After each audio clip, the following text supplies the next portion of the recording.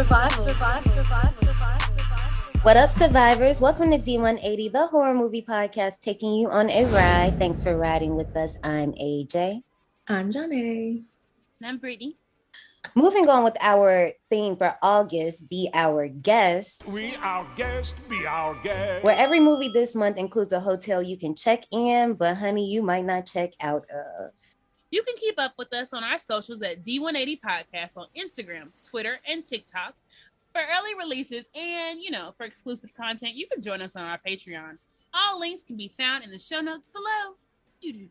So before we move on with today's ride, we have a guest on the show, and we have not had a guest in a freaking long time. We had How fitting is it to have a guest, and our theme is Be Our Guest. I know, right? Yes. You would have thought we did that on purpose, but trust me, we didn't, because the theme didn't even. The theme had a whole different name 2 weeks ago. Like, we literally just renamed the theme. But we have a horror editor and writer, Celia. What's up, Celia? Hi. Thank you so much for having me. Yeah, so right now I used to do a lot more reviews, but lately I've been more editing and stuff. I help edit for a website called Hear Us Scream. And I also have a monthly column where I highlight Jewish horror icons in the scene. And I became very close with my friends who, like the founder of the website, Kat Benstead, and the co-editor-in-chief, Violet Burns, are part of it. And there's also like a physical book component called Hear Us Scream, The Voices of Horror. And I've got an essay in the first book, and then I'm going to have an essay in the second one. The first one was about Scooby-Doo, like the soundtrack from like 2002's like Scooby-Doo. And the second one is going to be about psychology, like mental health, and 13 Ghosts. So ooh. If you guys are interested, definitely check down in the show notes where you'll be able to find all of Celia's contacts and info. So today's ride, we are taking a turn, honey. It's a turn. We are doing 2007's 1408. This movie, for me, I saw this one on Pluto TV. Did you guys happen to catch this one anywhere else? Okay, so let me tell y'all about my issues with my daggone Fire TV. So apparently there's the PG-13 version is on Tubi, Plex, and Pluto TV. But then the rated R version is on Freevee. So, I want to watch the rated R version.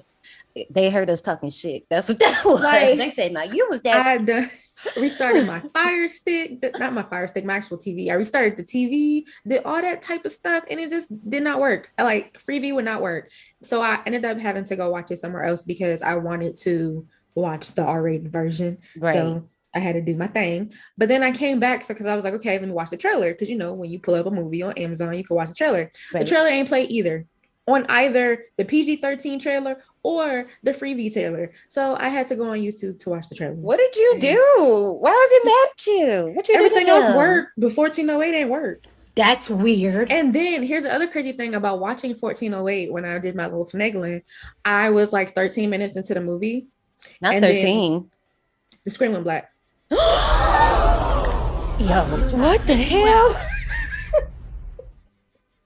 What is this? What type of sorcery? I don't know. So then I had to like exit out the site, refresh it, and then go back. And then it played from the time it dropped off on for the rest. And I had no other problems. But yeah. What the hell? I am Schmeckledorf. I'm kerfuffled. Schmeckledorf? Yeah, I don't know.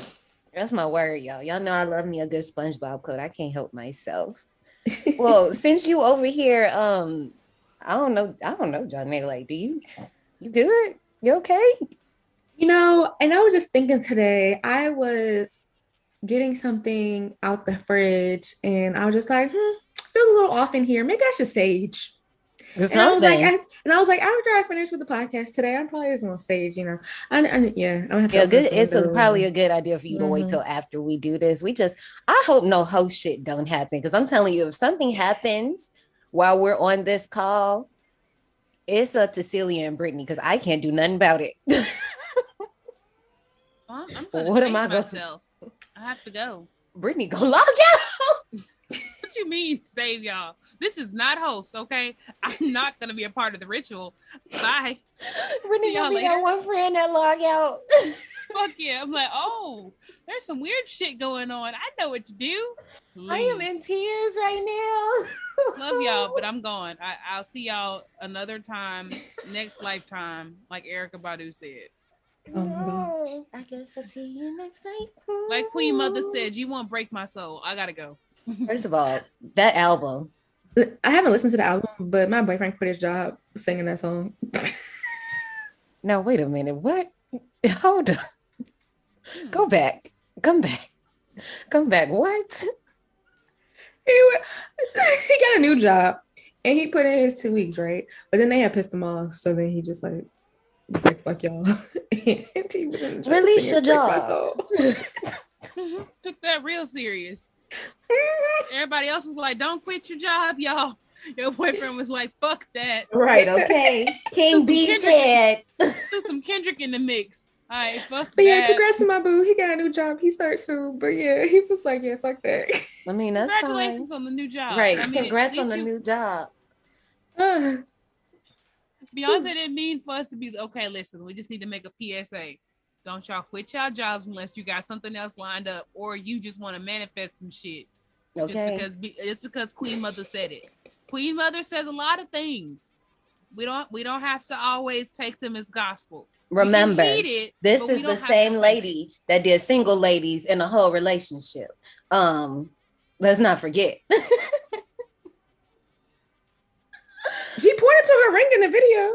Okay, because we was like, now wait a minute, hold up. She was telling us. She was like, if he like it, he'll put a ring on it. And she was giving an example that he liked it, so he put a ring on it. So but we're not like we not there. So just it was a lot of videos with no rings. We all God damn it. I'm sorry, because I just thought of that lady with the clown mask that knocked into the TV. Please, John A, I know you seen that video when everybody was making single lady videos. What was this, 2013? Oh, when she hit her head on the box? Man, she said, decided to dip. Oh, terrible. See, that's what happens when you wear a clown mask and you do clown activities. Clown shit happen. Trigger warning. So this movie has a lot of unaliving. Mm-hmm. Yeah. I think that's our only trigger. I put child death too. That's true, but at least the child wasn't murdered. True. This is true. And if you see this as a trigger, grief, all 7 stages. So that's a big thing for you too, just. But other than that, we could go right ahead and get into park recommendations. I had another movie for park recommendations and I didn't write it down. I was walking around doing something and I was like, oh, I have to remember to write this movie, but I didn't. My park recommendation is super, super basic. And it's another Stephen King adaptation because I didn't mention that before, but we'll talk about it a little bit later. But it's The Shining from 1980, which oddly enough... You know what? It's so... Don't be fucking rude. Funny because I was going to say, if you didn't say this, I was going to say that we got mama hot takes this week. And my mom, I told her we were watching 1408 and she was like, did you guys do The Shining yet? So The Shining almost made the cut for this, but I'm like, no, there's a better category we could put. And I told her that. I explained what our theme was this month, and I said The Shining is probably going to go in another category, and she was like, "Boo." Yeah, I just feel like there's a way better because, like, The Shining would have been, us, we don't never put the most obvious choices in our themes. We always go for the like out there. So you like, oh yeah, that does fit in here, but. No, he was like, we gonna go for the more out there things. Y'all, I just want to point out my recommendation. It's nothing to do with the hotel, but it got everything to do with grief. Well, this is self-imposed grief, but I want to tell you about A Conniving Man in 1922. That's the fucking movie for you. That's the name. That's the title? That's the title. He called himself a conniving man, but the movie's called 1922. Why have I heard of that? It's on Netflix. So it's also based off of the Stephen King short. That's why I'm like, why have I heard of that before? Mhm. I don't think I've seen the movie, but I definitely heard that title. Without spoiling it or really giving much away, it's basically a man being haunted by his past actions. Oh, Except that matches. he Yeah. deserves what the fuck happened to him. Jesus, that He did. clears. Baby, I deserve. I deserve. Two flies out across the room. Why are we like this today?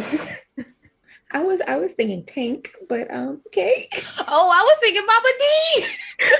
I know. Oh no, what is the problem? It was the French fries. That's why you don't eat French fries at 8 a.m. in the morning. Like that's the problem. Don't be an adult. It's ghetto. You just think you could do anything, and then you do anything, and you realize it's not the thing you should have done. Life. It's okay. It's okay. So something about 1408, and I have a few recommendations. They're not all movies, if that's okay, but like the film ones that I thought of rewatching 1408, I instantly thought of Grave Encounters 1 and 2. It just totally put me in that same headspace. It's like the spatial horror, this like warped dimension, this like, you know, isolation, and everything is wrong, and there's like lost hope and everything. I think those two films are really, really good if you like 1408. But also, I agree. I definitely agree, because you also have skeptics in those movies. It's like, this ain't even real. We just doing this for blah blah blah, and then mess around and find out. That's right. Oh my god, I didn't even think about it. Like The Last Exorcism could even go into that. Like I didn't even think about that. But I also, like, as far as like non-films go, when I think about 1408, I think about one of my favorite books, or my favorite book ever, House of Leaves, but also one of my favorite video games, Silent Hill 4, The Room, because it takes place in one room. Brittany, look at Brittany. Hello, friend. Brittany finally got a friend. You like Nobody Brittany ever finally got gets a me friend. whenever I mention Silent Hill. Nobody. Oh my gosh. You understand the joy you just made me feel? I got so much joy because you mentioned Silent Hill. I haven't ever played 4, but trust me, I know the vibes.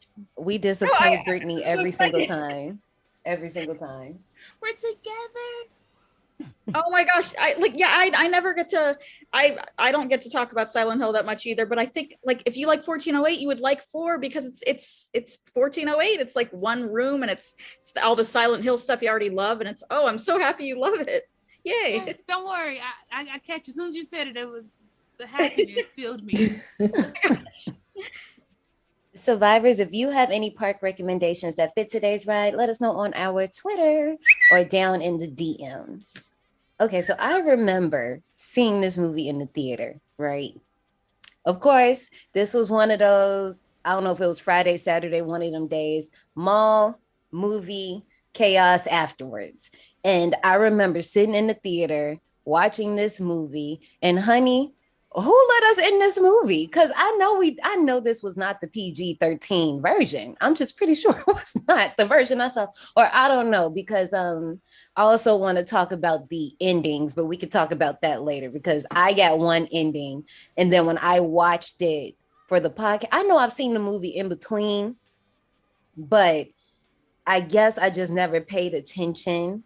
I've seen all of the endings, but this time when I was watching it on Pluto, I guess I was expecting one ending and didn't get that. And I was like, oh, I forgot this happened. Even though I said at the beginning of this recording that my mom had so much to say about this movie, this was my first watch. Me too. Oh, twins. You never seen this, Brittany? Nope. No, that surprises me. That surprises me. I thought I had saw it before, but I got it confused with another movie. I can't tell you which movie I got it confused with, but I was like, I've seen this shit before. But as the shit was happening, I was like, no, I ain't seen the goddamn movie before. This is all new to me. So even though my mom gave the recommendation of The Shining, 1408. So when I first told her that we were watching this movie, She was like, what's that? And then she Googled it and then she was like, oh, I seen that movie. I don't like that. You gonna have a time this week.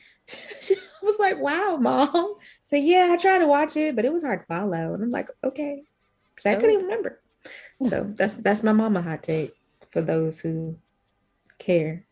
The first time I ever saw it, I saw it in theaters. I remember that. And I remember it was unusual because typically with horror films, it's my mom and me who love them. And my dad, he gets scared. He doesn't like horror films. But for some reason, it was just me and my dad who saw 1408 in theaters. And it was a really great experience because he doesn't like horror films and he loved this one. I feel like this is crazy for like a daughter and a father to watch this film, because I'd probably be like, if I watch this with my dad, I'd be like, I wouldn't be side-eyeing him because my dad, he's great. But I would just be like, go ahead, Brittany. I'll press the button. If I was watching this with my sperm donor, well, he'd have to be here, wouldn't he? Oh wait, it'll never fucking happen. Ignore me. It's okay. Every You can day, laugh. You don't have to we come stray up further. I'm a laugh. Look, I'm a laugh because you know me. One thing about me, I laugh at terrible situations, and I try not to. But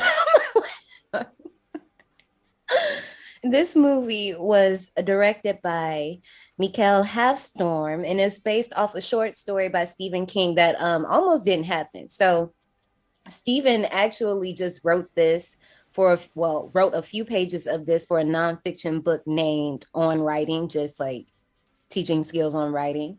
But then he was like, now, wait a minute, hold up. This kind of lit. Let me just extend this a little bit. I'm actually going to use this, which is crazy because as a dancer, you'll like just be playing around and doing stuff. And you'd be like, oh, wait, this kind of fire. I'm about to throw this in something real quick. Hold up.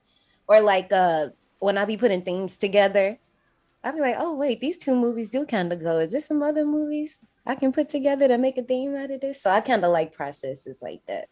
Written by Matt Greenberg, Scott Alexander, and Larry Karaszewski. Y'all know we try here. We try. Edited by Norman Holland and music by David Newman.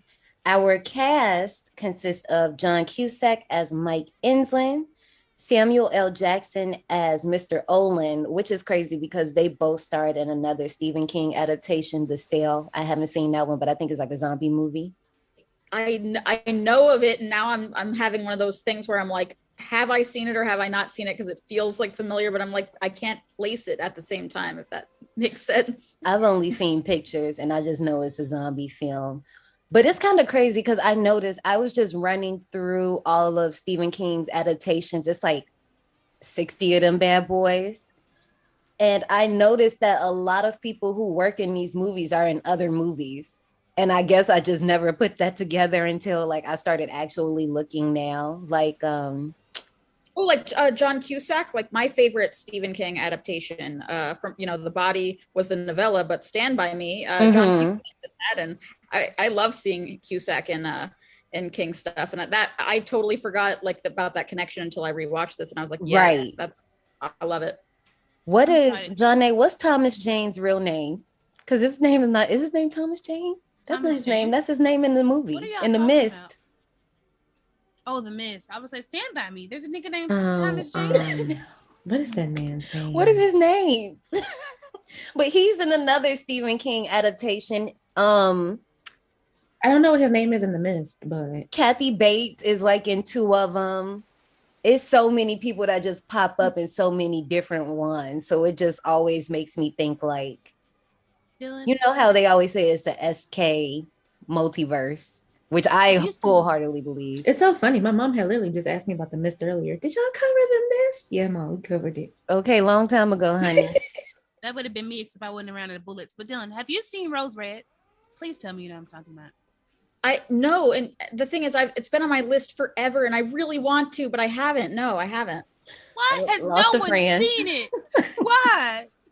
I'm ashamed. Every time I bring up that TV movie series, everybody be looking at me like I'm fucking confused. Like, what are you talking about? I haven't seen it, and I'm like, how have you not seen that? It was a TNT special all the time. That's why. No, just playing. I was literally about to say that's why. That is not why. It was Okay, a 'cause- multi-part special and it was good. One of these days, I'm gonna figure a way to get this motherfucker in rotation because we gonna cover it. We gonna find it and we gonna cover it. We have to for my sanity. No. Mary McCormick as Lily Enslin, who was very pregnant, so they had to pull a Claire Huxtable and like tape her from like here up or just from the back and different things like that.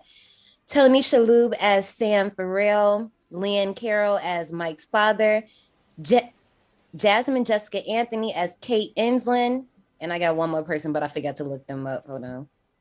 Tony Shalhoub is in it, so I remember because he's also in 13 Ghosts. He's like in everything. Like I don't think of him that often, yet he's in like everything I like, which makes no sense except Monk, which I hate. That's what I was about to say. I think people mostly know him from Monk, I think.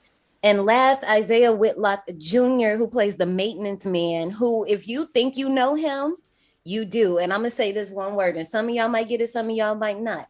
Shit. If you know that's from The Wire, then that's where you know him from. And when the door opened, I said, now, wait a minute. I know this ain't Clay Davis, but it was. I just want to say, I've never seen The Wire. Bitch, you better be joking. You of all people? I've seen like 2 episodes. Like John A, like I expect that behavior from John A. You? No. So Snoop means nothing to you. Like you would love Snoop. I know Snoop. Well, you should know Snoop because she's from where we're at. But Yeah, you I know Snoop.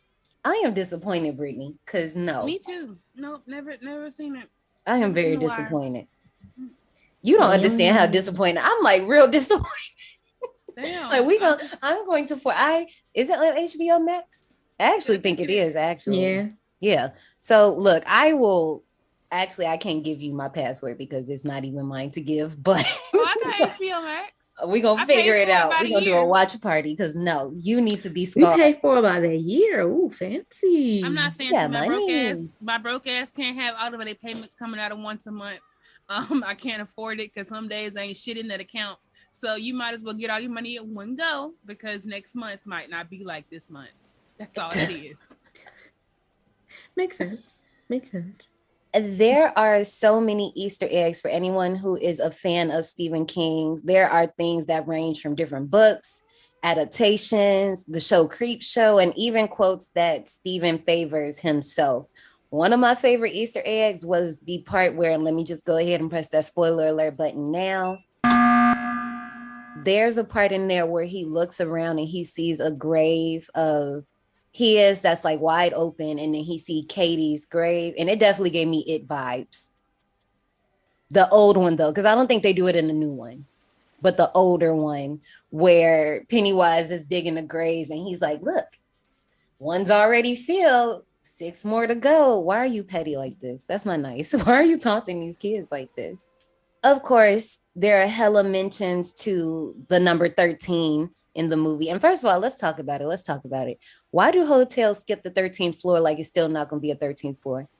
Why? Well, I think that so much of the film was about denial and about like, you know, repressing emotions and grief and like not facing things head on. So it's like the idea that there is a 13, but we ignore it, I thought was felt kind of topical. I don't know, but it's like maybe a weird take, but that's what I thought that they introduced and talked about that because of maybe some emotional stuff that Mike was going through, but I don't know. Like, I just feel like in real life, why don't you just like block out the floor, like the actual 13th floor, and then put the 14th floor on top of that block? Yeah.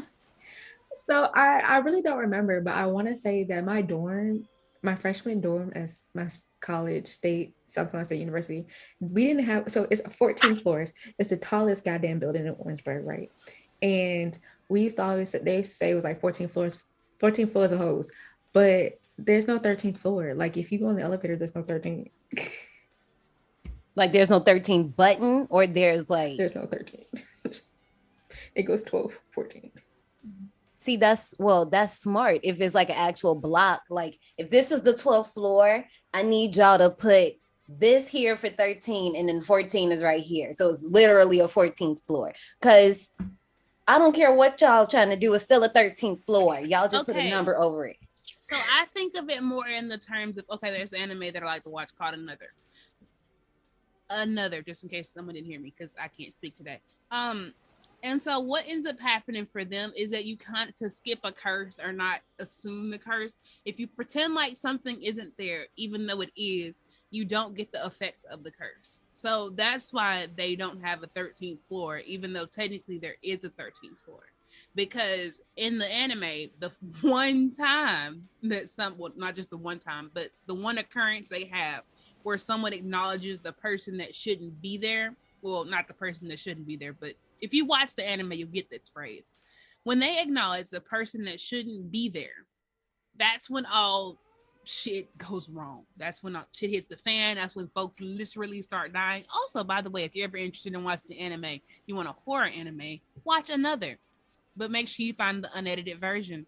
Because when I tell you you'll never look at umbrellas the same, I promise they will always scar you. But yeah, whenever they just start acknowledging it, that's when shit happens. So if you just pretend I do not see, nothing happens.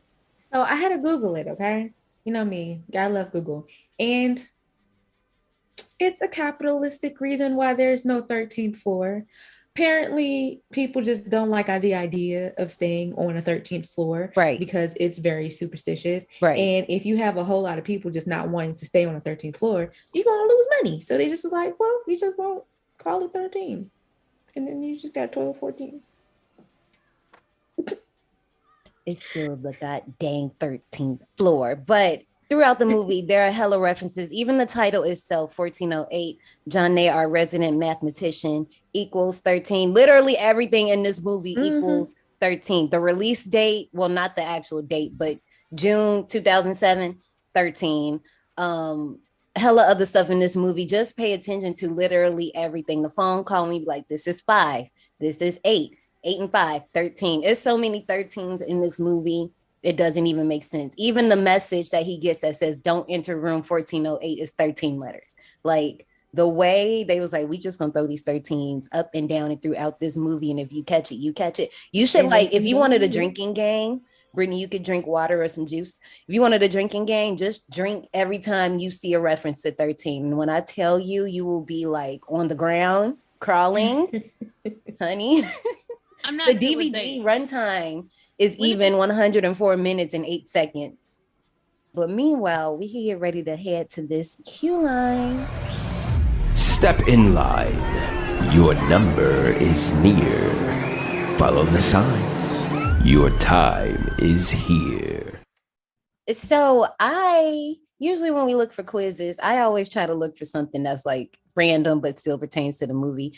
And this one, I did this for Brittany because I just purely want to just see her chaotic side because I kind of enjoy it. And the instigator in me just kind of endorses that. Sorry. But we see that room 1408 gets thrashed. I mean, if it wasn't a paranormal incident, that bill would be outrageous. Like you would just be paying to get the entire room fixed at this point. Like that's your room at this point. So we are going to trash a hotel room and it's going to reveal our personality type. So survivors, you can play along and I definitely want you guys to play along. Post your results on Twitter, Patreon listeners, post under the post or down in the DMs, wherever you want to go. But here we are, okay? Look, this is our hotel suite.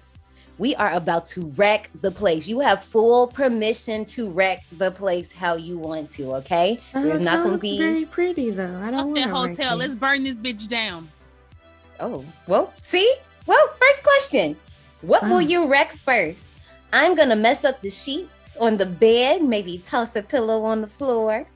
I'm smashing that big window with the chair. The TV is getting thrown out the window, obviously. Me and my rowdy friends are gonna get food and booze and just get real sloppy, spilling booze all over the floor, smearing pizza into the walls. You get the idea. I like the bathroom towels on fire. I love fire. It is a tie between the pizza and lighting things on fire. I had an ex who would take my lighters from me because I would play with them during our our rotations, and they didn't like that I would play with the fire during rotation. Well, first of all, because you wasting good lighter flat. You okay. wasting good lighter fluid. Don't be doing It's that. all right. I've been fire. like suspended from lighters. Don't worry about it. Don't I like worry. fire. Just get new ones. So much so that I have a problem with forgetting to turn my stove off when it's on low.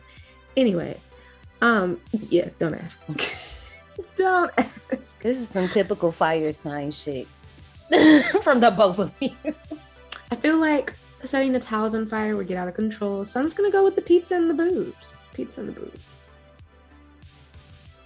You know what? That would have been my obvious choice, but let's think about this rationally. If we're gonna fuck some shit up, we don't need to start out at 100. We need to start out at 90. That way, the motherfucking place isn't going to be up in flames. Because if I'm gonna fuck this room up, I don't need the police coming immediately. I need time, and I also need to find. I don't need nothing. So you know what? We're going to take it nice and slow, and we're throwing the TV out the fucking window. Obviously, That's the one I'm doing. I am throwing the chair out the window. Like, well, no, you're smashing the window. Because I'm just like, you know what? Yes, like, let's just smash something really quick. We can do that. That's not going to do too much. It might cause some noise disturbance. Like, that's the one I'm going with. Well, I'm not gonna wreck the TV because I need that to like sleeping with the TV on. So Same. I mean, it's just comforting, and I think that I'm probably gonna have to. Yeah, I think the food and the booze, like getting that all over the room, that sounds like a nice mess. I think that I would probably go with that.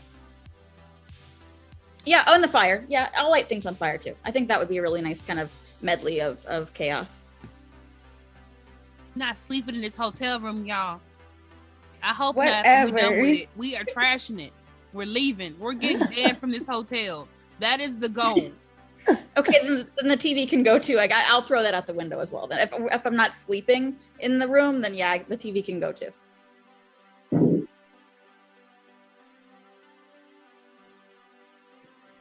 What was that?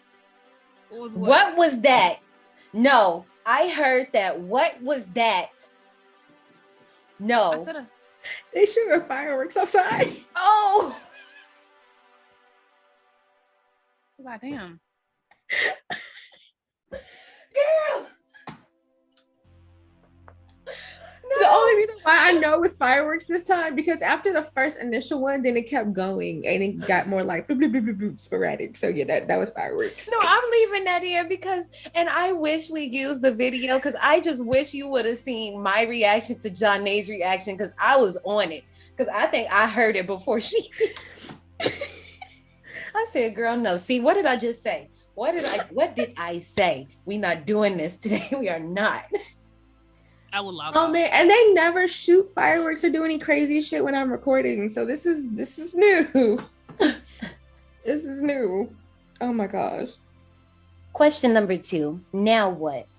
I'm going to spray paint. Yes, I brought spray paint. Welcome to the nightmare hole, pig fuckers on the wall. Who wrote that? I'm gonna smear the walls with every smearable substance I can find and or produce. That's gross. That's gross. I'm gonna rip the toilet. Listen, like what? I'm gonna rip the toilet out of the bathroom and throw it out of that big window. Clearly, it's time to light those curtains on fire. Fire, fire, fire. I'll just put the chair in a weird corner so it'll disrupt the feng shui of the room. I'm not picking this, but for some reason, putting the chair that I just used to smash the window in a different corner is just like some like type of psycho chaos that I'm kind of with. But I don't know if I'm gonna pick that. So come back to me. This shit. It's time, y'all. It's time to light the curtains on fire. Fuck this shit. Let that motherfucker burn. The window is already smashed. I threw the TV through it. So we have ventilation. So guess what? The flames are gonna increase. I'm so excited.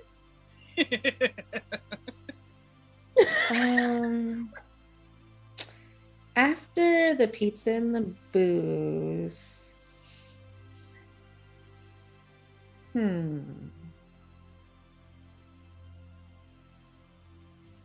I mean, if I'm already getting pizza all over the place and booze all over the place, can I just like smear the same pizza on the walls?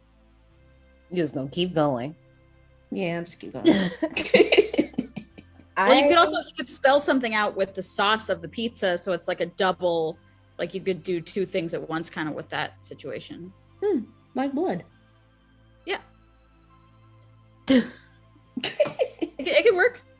We were talking a little bit about, or you were talking about Sims before we recorded and stuff, and I feel like putting the chair in a weird corner of the room and just like having it be there is so fucked up for some reason. Like, I don't know why, but it is. That I think that's what I would do, just because it's just it's not right. I think that's what I'd do. No, because I don't know why that one is so funny to me, because it's just like, can you imagine somebody walking in the room being like, why the fuck is that chair right there? And honestly, that was the one that I was gonna pick, but I just gotta continue with a course of action. I'm sorry, but I just really want to spray paint. Welcome to the nightmare hole, pig fuckers. Because what the hell is this? That's just funny to me. I'm picking that one. What's next? I'm eating and drinking everything in the mini fridge, and then we'll light the mini fridge on fire and hurl it out the window. Me and my rowdy friends are going to have a sex orgy that would involve all sorts of messy, gross stuff we can't discuss in detail here. But trust me, it's sick. I'm going to spray paint Dog Satan 666 and crude drawings of Garfield the cat doing rude gestures on the wall. That's boring. I'll manually change the time on the clocks to be 2 hours ahead. That'll mess people up. I'm Amber herding and pooping in the bed. I thought of that immediately when that shit said. I said, okay, Amber Heard, we see you. First of all, no, I can't even bring myself to just like squat in the bed and just let it go. Like, what? Oh my gosh, I was watching this show on HBO Max called The White Lotus. It's about this hotel that people go and stay in or whatever. So the manager of the hotel was pissed off at a groom who was spending his honeymoon at the hotel. So pissed off and was so hopped up on drugs that he went in the room and pooped in the dude's suitcase on his clothes. Like, you have to hate somebody. Yeah, his whole week that he was there, he was a very terrible guest. And then he ended up getting stabbed and killed, but Yeah. Very interesting show. I cannot wait till season 2. Before I get mentally I get any ideas, mentally stimulated, or however you want to say that. Listen, we're gonna have to add an addendum. I'm going to eat and not consume, because there's alcohol in that bitch, and I don't drink alcohol. Everything in the mini fridge and all of the alcoholic beverages I'm going to use to douse the mini fridge with, to set that bitch on fire and hurl it out the window, because the window's already open. We might as well have some fire to go with it. More fire, more fucking flames. We're having a sex orgy. I knew you was gonna pick that. I said, wait, no. When I was reviewing this quiz, I said Johnny's gonna pick this one. Like, I knew exactly what y'all was gonna pick. I was like, okay, Johnny's gonna pick this one. Brittany's gonna pick this one. I might pick something around this area. Like, I just knew. I knew. You gonna smear all that pizza and stuff on the wall and then lay in it? Well, you don't have to lay on the wall. Well, you smeared it everywhere else the first time. The pizza's on the floor and on the walls. I didn't put anything on the bed. You just stay on the bed? No, but there's nothing wrong with the bathroom either. I think I'm gonna join Brittany. But also, you rolling around on the floor in the hotel? Who says you don't put things down? I'm just saying. And I mean, you get in the bed in the hotel is worse. They don't be cleaning that shit.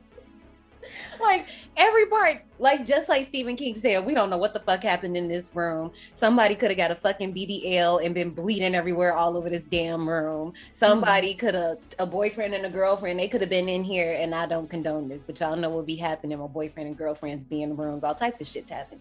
That could have happened. A baby could have had a whole shitty blowout.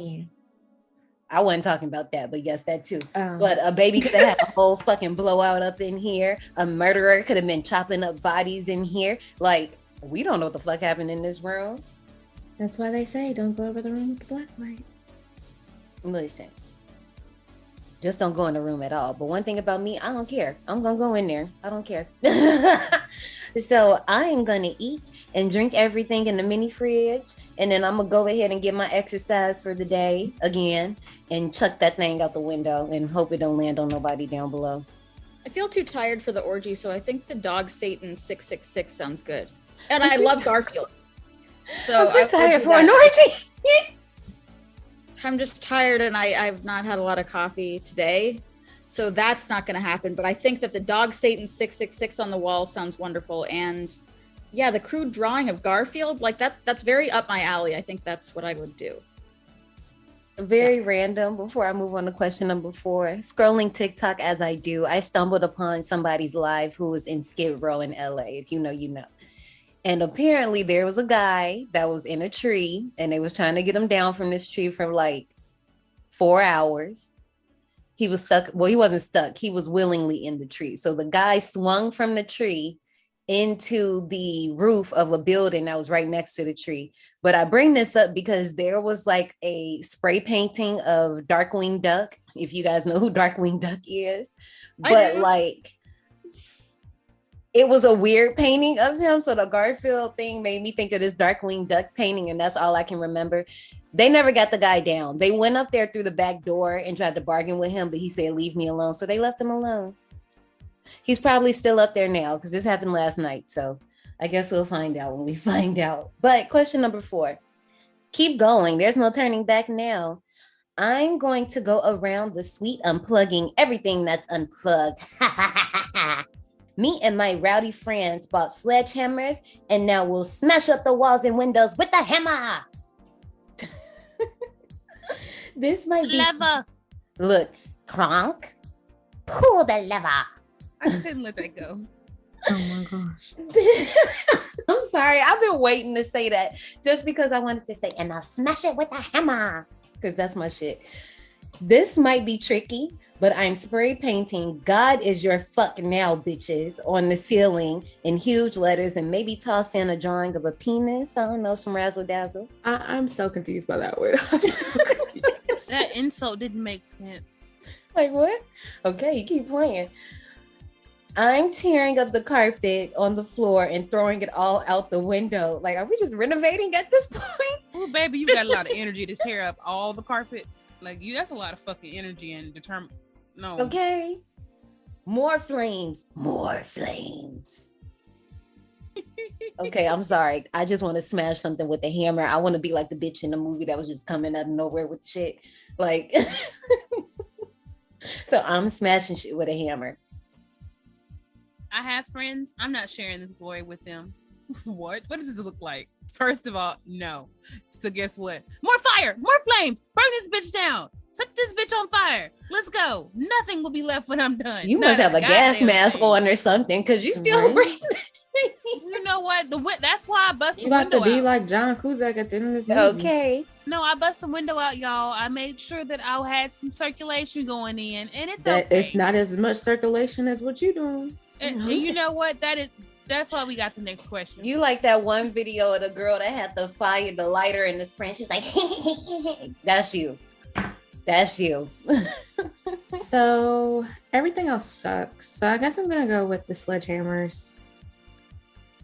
Smash it with a hammer. I kind of like the God is your fuck now, bitches, because I don't know what that means, and it's ominous enough to keep me. I gotta go with that. And I like that it's on the ceiling because, like, there's just no reason at all to do that. And how will you finish this off?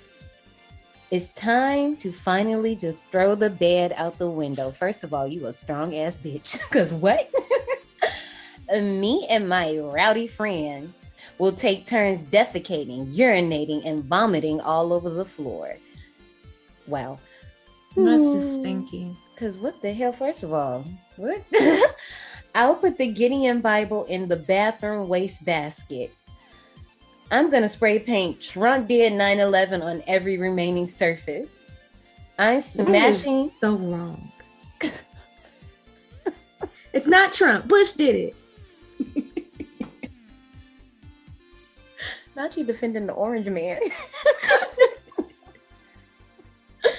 I'm smashing my way through the wall to the next room over and throwing a grenade in there. Kaboom, as Tasha Smith would say, boom.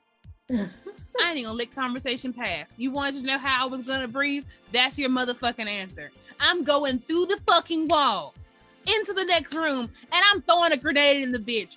It is time for destruction, okay? I didn't say we were going like 90 degrees. I didn't say we were going 80 miles per hour.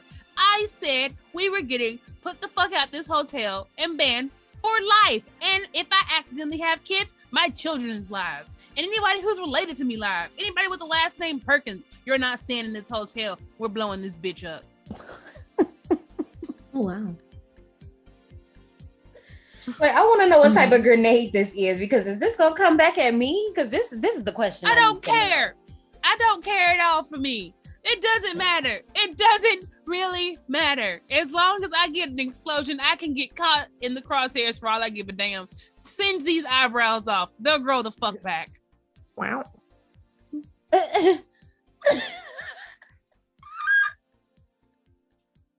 I really It's like okay. that energy. Actually, that's pretty wonderful energy. I respect that. Not Did the say what level eyebrows, we Brittany. Not the eyebrows. They'll grow back. You gonna look shocked all the time. I already look shocked all the time. You I see my eyes. know. That's what I'm like. So confused. It's all right. I'm used to it. I have a condition. This one is hard because, like I said, I got questions about this grenade because I ain't trying to, like I know I signed up to mess the room up, but I'm just like, can we talk about this? I'm not throwing the Bible in the trash, honey. We not doing that. I just cannot pee, poop, and vomit in places I'm not supposed to. I mean, like pulling in a random lot on my way home from a lit night. Yes, I could do that. But like, Yes, I have accidentally pooped and throwing up in places I wasn't supposed to. It was on accident. what are these places? I'm not gonna reveal the poop situation because that is very embarrassing, and I can't. Let's just say that I was sick, because I was sick, and this happened during band practice, and I didn't make it back to the bathroom in time off the field. Yeah. Yeah. Because first of all, I'm not throwing the bed out the window. Does it even fit? Like, I guess if we got a suite, then probably it does. But If it's the room in the picture, then yeah, we got space. yeah, I'm just like this. But see, I'm like I'm strong, but You make it fit. That's what you do. If it don't fit out the window, you break that bitch even more. You break that bitch into little tiny pieces and throw it out the window. You don't half-ass it, go big or go home. None of that bed needs to be left. If that headboard is bolted on the wall, throw that bitch out too. Get something and wedge it off the fucking wall. And I'm sorry, y'all. I'm in a mood. yeah, Throw you that are. bitch out. Yeah, we know, baby. You know what? You drive a good point, and I'm buying what you're selling, so I'm gonna throw that bitch out the window. You know what? I'm just gonna spray paint Trump did it because people are gonna think that I'm retarded. I'm sorry, I didn't mean to say the R word. They're just gonna think that I'm stupid because Trump wasn't even around for that. He wasn't in political office, so what does he have to do with it? They're just gonna think that I'm incompetent. So I'm gonna do that. Oh wow, this is interesting. Right? Like, why am I victimized right now?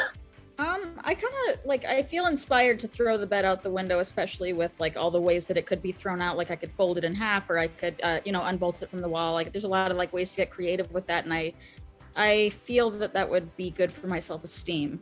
So I will be throwing the bed out the window. Say fucking and get a chainsaw. Saw that bitch in half. Oh my god. Definitely.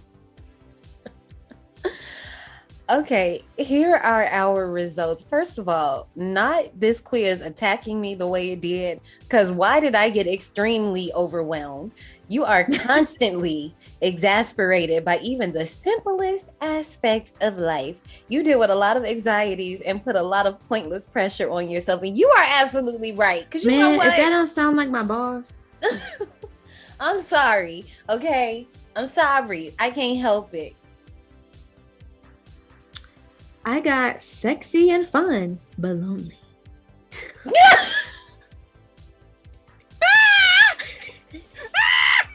Not lonely. They say you got sexy time and you know how to have fun, but you by yourself. All by myself. You have a very exciting life, and from the outside, it seems like you've got it all figured out, but you have trouble forming real connections with people and get your heart broken a lot. I got the same like I got this. the same thing. I got sexy and fun but lonely too, and it's troublesome. Why did they fucking read me? Yes, because no, they really ran you for film. Oh, you got dragged. They said y'all need farmersonly.com.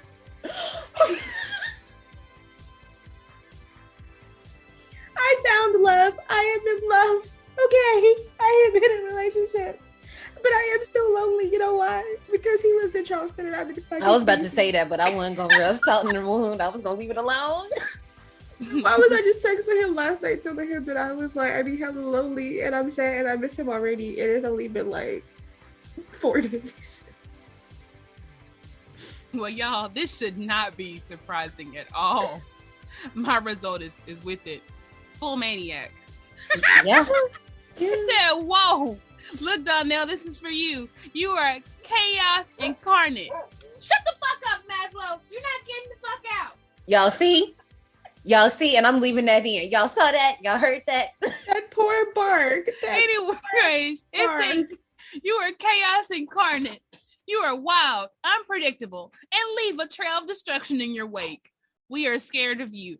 The way I'm feeling right now, you probably should be, because I shouldn't be trusted around anybody, anything, or nothing combustible, because something's gonna burn. You want to hear your theme song, Brittany?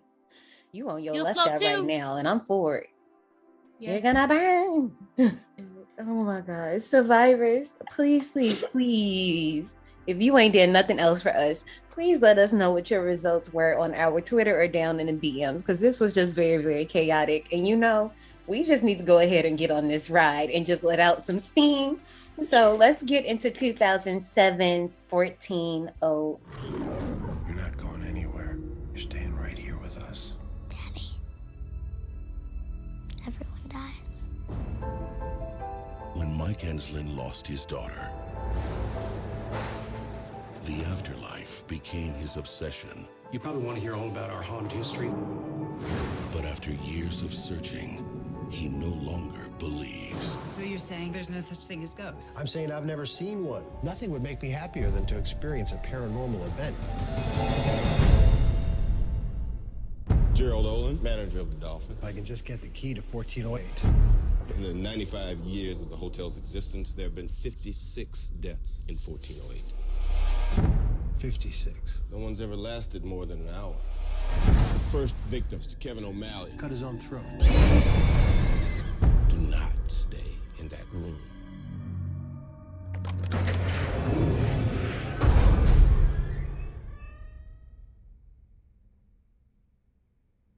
This is it. Hotel rooms are a naturally creepy place. It does have the vague air of menace. Nobody lasts more than an hour. You're gonna have to try harder, Olin!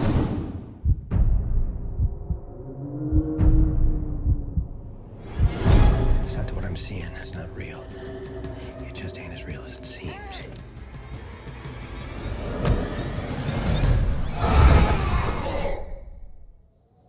Holy. Get a hold of yourself. O'Malley. Based on a story by Stephen King. Did you call the cops?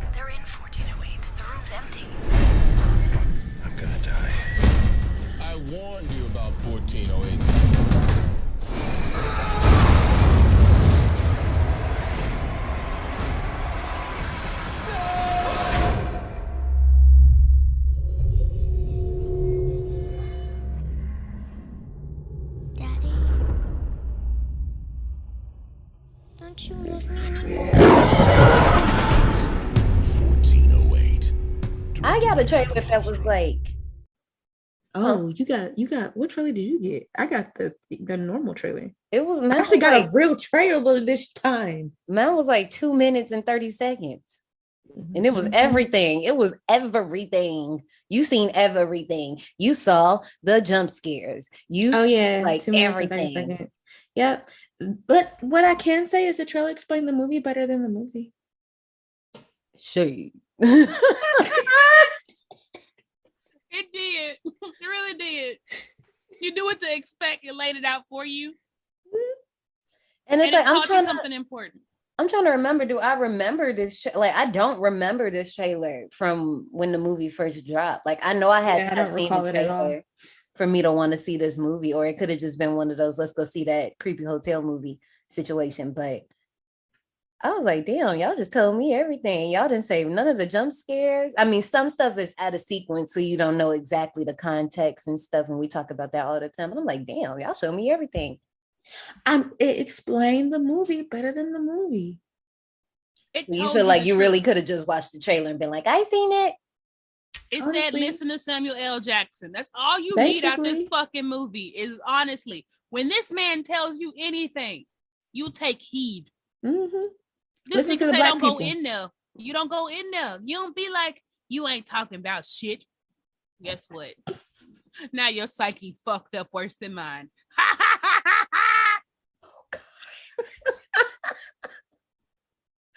Brittany, you not about to kill me before this show ends, okay? Lord. Because I'm like, y'all can't see, but I'm red, okay? You better watch your back, I'm a maniac. Okay. She is a maniac on the floor. On a rainy night, Mike Enslin, a skeptic and author who, after getting distracted and losing his way, finally arrives at the Weeping Beach Inn to stay a night in the haunted room. Mike, trying to settle in and get this over with, is bombarded by the owners who are basically trying to hype up the room and its haunts and this, that, yada, yada. Once inside, of course, nothing seems to happen. And despite this, he rates the room 6 skulls. No, screw that. He just gives it 5 skulls. I like how we kind of get a little bit of character development in this first opening scene, because it seems like, have you ever just been so consumed in something that you just like, you know what you're supposed to be doing? Like, say you're in your phone and you're supposed to be walking to the kitchen to go get something out the kitchen. But when you get in there, you like walk to the living room or walk to another room. You like, oh, I'm not supposed to be in here. Let me go detour this way. So it's not necessarily like you're lost. You're just like very distracted. So I like that they kind of present him as that character that's just like very like, what's the word I'm looking for? Consumed by his work, I guess is the word I'm looking for, I guess. I just want to know how they just casually threw in there that the maid just repeatedly hung herself. That's what I wanted to bring up. How they just gonna mention that this bitch unalive tried to unalive herself multiple times like it's a tourist attraction. Like, and you can see under step B, we have a step where she tried to unalive herself 18 times. Motherfucker, what? Well, Brittany, you just answered your own question. They like, we need people in this damn hotel. We need to sell it. And honestly, with the way that you had to get to the hotel, I wouldn't want to go stay there either. Yeah, walking over that bridge and stuff. Like, I didn't see too many bridges collapse. I'm good. You know what? Speaking of not final destination. Why? First of all, I didn't sit here and watch all 5 Final Destination movies. Don't ask, because y'all know I just do that at any given moment. But my park recommendation, Brittany, I don't know if you watched this with me, but do you remember when Creepshow came back out over the summer and Ali Larter was in that one short with the hotel and the one influencer was going to see the hotel and it was basically like a baby 1408, but it had Ali Larter in it. See, I remember us watching Creepshow, but I don't remember that one. Yeah, that's what I was kind of thinking about for my park recommendation, but it made me think of this because they were kind of doing the same thing, trying to sell to this influencer that this place was really haunted. And the influencer was like, yeah, okay, whatever. I'm just gonna stay here because this is what I do online, but whatever, blah, blah, blah, blah, blah. But she fucked around and found out. But I definitely recommend y'all go see that if you haven't, but this is a good time.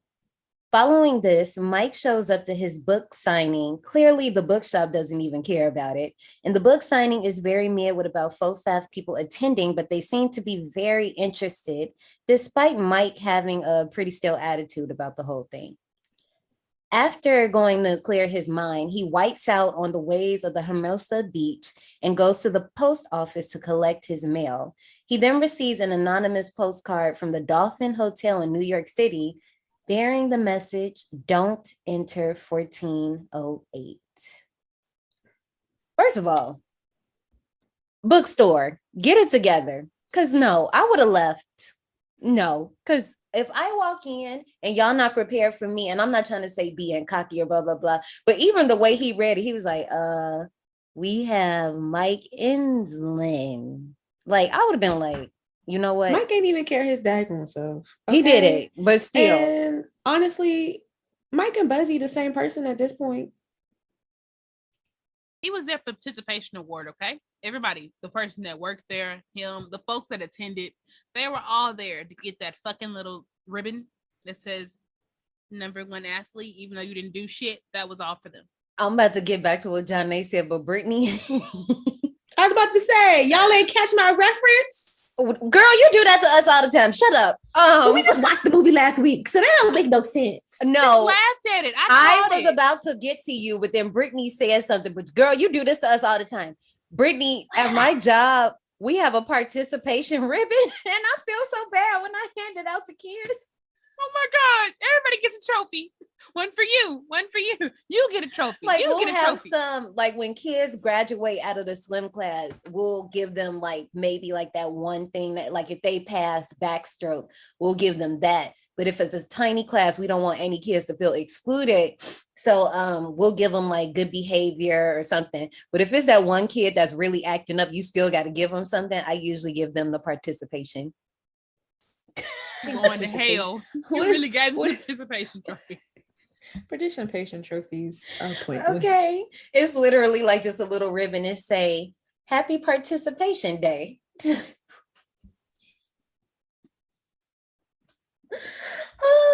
But back to what John Nay said before she tried to chicken choke us. No, I do agree because at this point you just fabricating stories. Because he even tells the one fan, she's like so invested in what he's doing. He's like, and I was trying to figure out, like, we know some stuff he fabricates, but the one book, the look, watch me get the title wrong. The Long Road Home. I was gonna say he was lying about that shit. Like that was probably his relationship with his father that he was talking about. Yeah, that's why I was like, I honestly believe that, but let me tell you, as somebody with daddy issues, I can spot another motherfucker with daddy issues. Game recognized game, and you look real familiar to me. Oh yeah, your sperm donor wasn't shit too, huh? Uh-huh. I like that. Go ahead. I was also gonna say that if his quest were real, I could not willingly do his job. You don't think so? Well, if they were real, you're right. If they were real, no. That's a cool job, though. Like, even though I like watching the ghost hunters and stuff like that, I ain't about to be out here no. Ma'am, that is a cool job to watch. Let me go. It is not a cool job to participate. Because you can go down there and take yourself into a haunted hotel or a cemetery and play with these vengeful spirits if you want to. Exactly. You're gonna end up being in that same fucking place with Elizabeth Bathory trying to run for your motherfucking life like you and stay alive. It will not be Brittany. Because guess what? A bitch ain't finna carry roses around and drop whenever she feel like she finna die. No. Fuck you. I will watch you on TV, on YouTube, on any movie you got, any streaming service you want to throw your shit on, but I will not take part. I will log off this call right now if something happens. Don't play with me. I like that we get to see him use his equipment. The storytelling in this, and obviously because it's Stephen King with some other people sprinkled in for the movie's sake.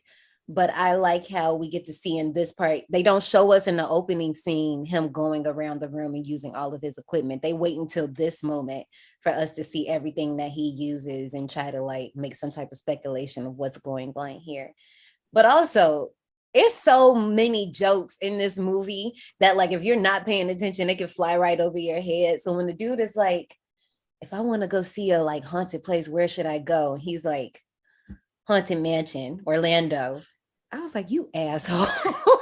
The guy was just like, oh, okay. Like he didn't even know. Right. Just went right over his head. Like, oh, okay. Yeah. Viewing this mysterious postcard as a challenge, Mike attempts to book a reservation for room 1408, but the hotel will not rent him the room. Like, not this week, not next week, not next month, not next summer, none of that.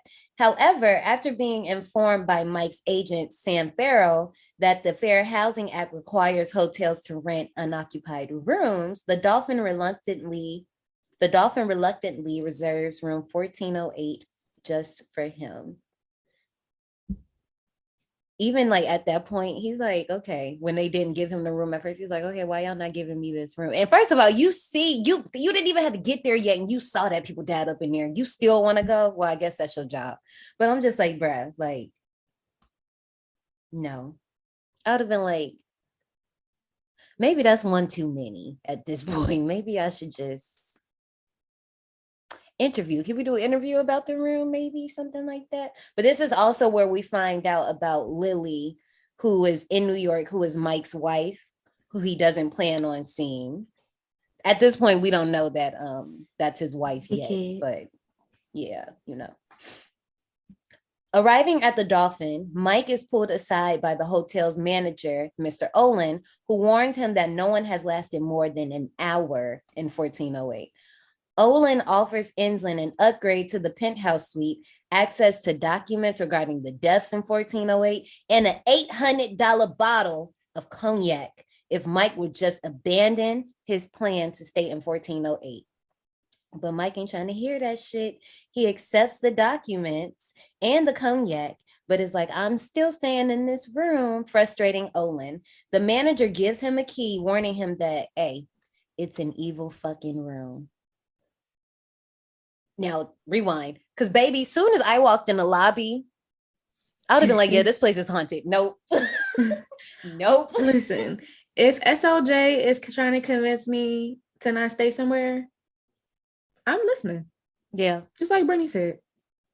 No, Sam, like in real life, Samuel L. Jackson just has a voice like, I wonder, does he have hard-headed kids? Because I feel like that would be very hard to be hard-headed when you got a voice like that. Like, that's what I'm saying. He just has a voice and the face of, you better listen to me before I beat your ass. Hit you with one motherfucker and you're like, all right, that's cool. I understand. I'm gonna it's sit not down. for me. Because listen, he was offering him too many incentives to not take this fucking room that cost way too much money. Exactly. Like, okay, you offer me, you didn't say I have to repay you back or nothing. You like, I'll get you the game, the tickets to the game, anything you want. You want the penthouse? And what they have a 90% occupancy rate, which means these rooms are high as the fuck. Mm-hmm. Okay, these are high ass rooms, and you put me in the penthouse with the decor of the lobby. It just screams like people with money. Elevator exactly. Plus P for the penthouse. Like, it smell like old money. Listen, right. That's why I said as soon as I walked in, I would have been like, no, this bitch is haunted. Because do you see this shit? No. We also find out this is where there were 22 natural deaths that have occurred in the room with a total of 56 deaths. Now, also, I was watching somebody's video. It's down in the show notes. And apparently, I didn't write the name of the bottle because I knew I was going to jack up the word and I wasn't about to do that to myself. But the name of the bottle of cognac that he gives him equals to 57 deaths when they told us it was 56. So is that supposed to foreshadow that Mike's gonna die? Somebody gonna die tonight. Don't know who, but it's somebody. It got to be 57. Also, I like the Shining reference that we get here when Mr. Olin is like, we also had this guy, Mr. Grady, who drowned in his chicken soup. And if you know who Grady is, he is the guy from The Shining that fucked up his kids. But we ain't gonna talk about that till we get there. But yeah. But this whole little banter between Samuel and John Cusack is gold. I know that in the book, Samuel Jackson's character wasn't Samuel Jackson, but I'm glad that they made this change because I can't see nobody else as Mr. Olin. Like, I don't see anybody else making that work. Mike makes this comment about like, okay, if this room's so haunted, so it has to look real messed up. And Olin is like, no, we still got to clean it, but it's a process. And we telling you, we not fucking with this room for real.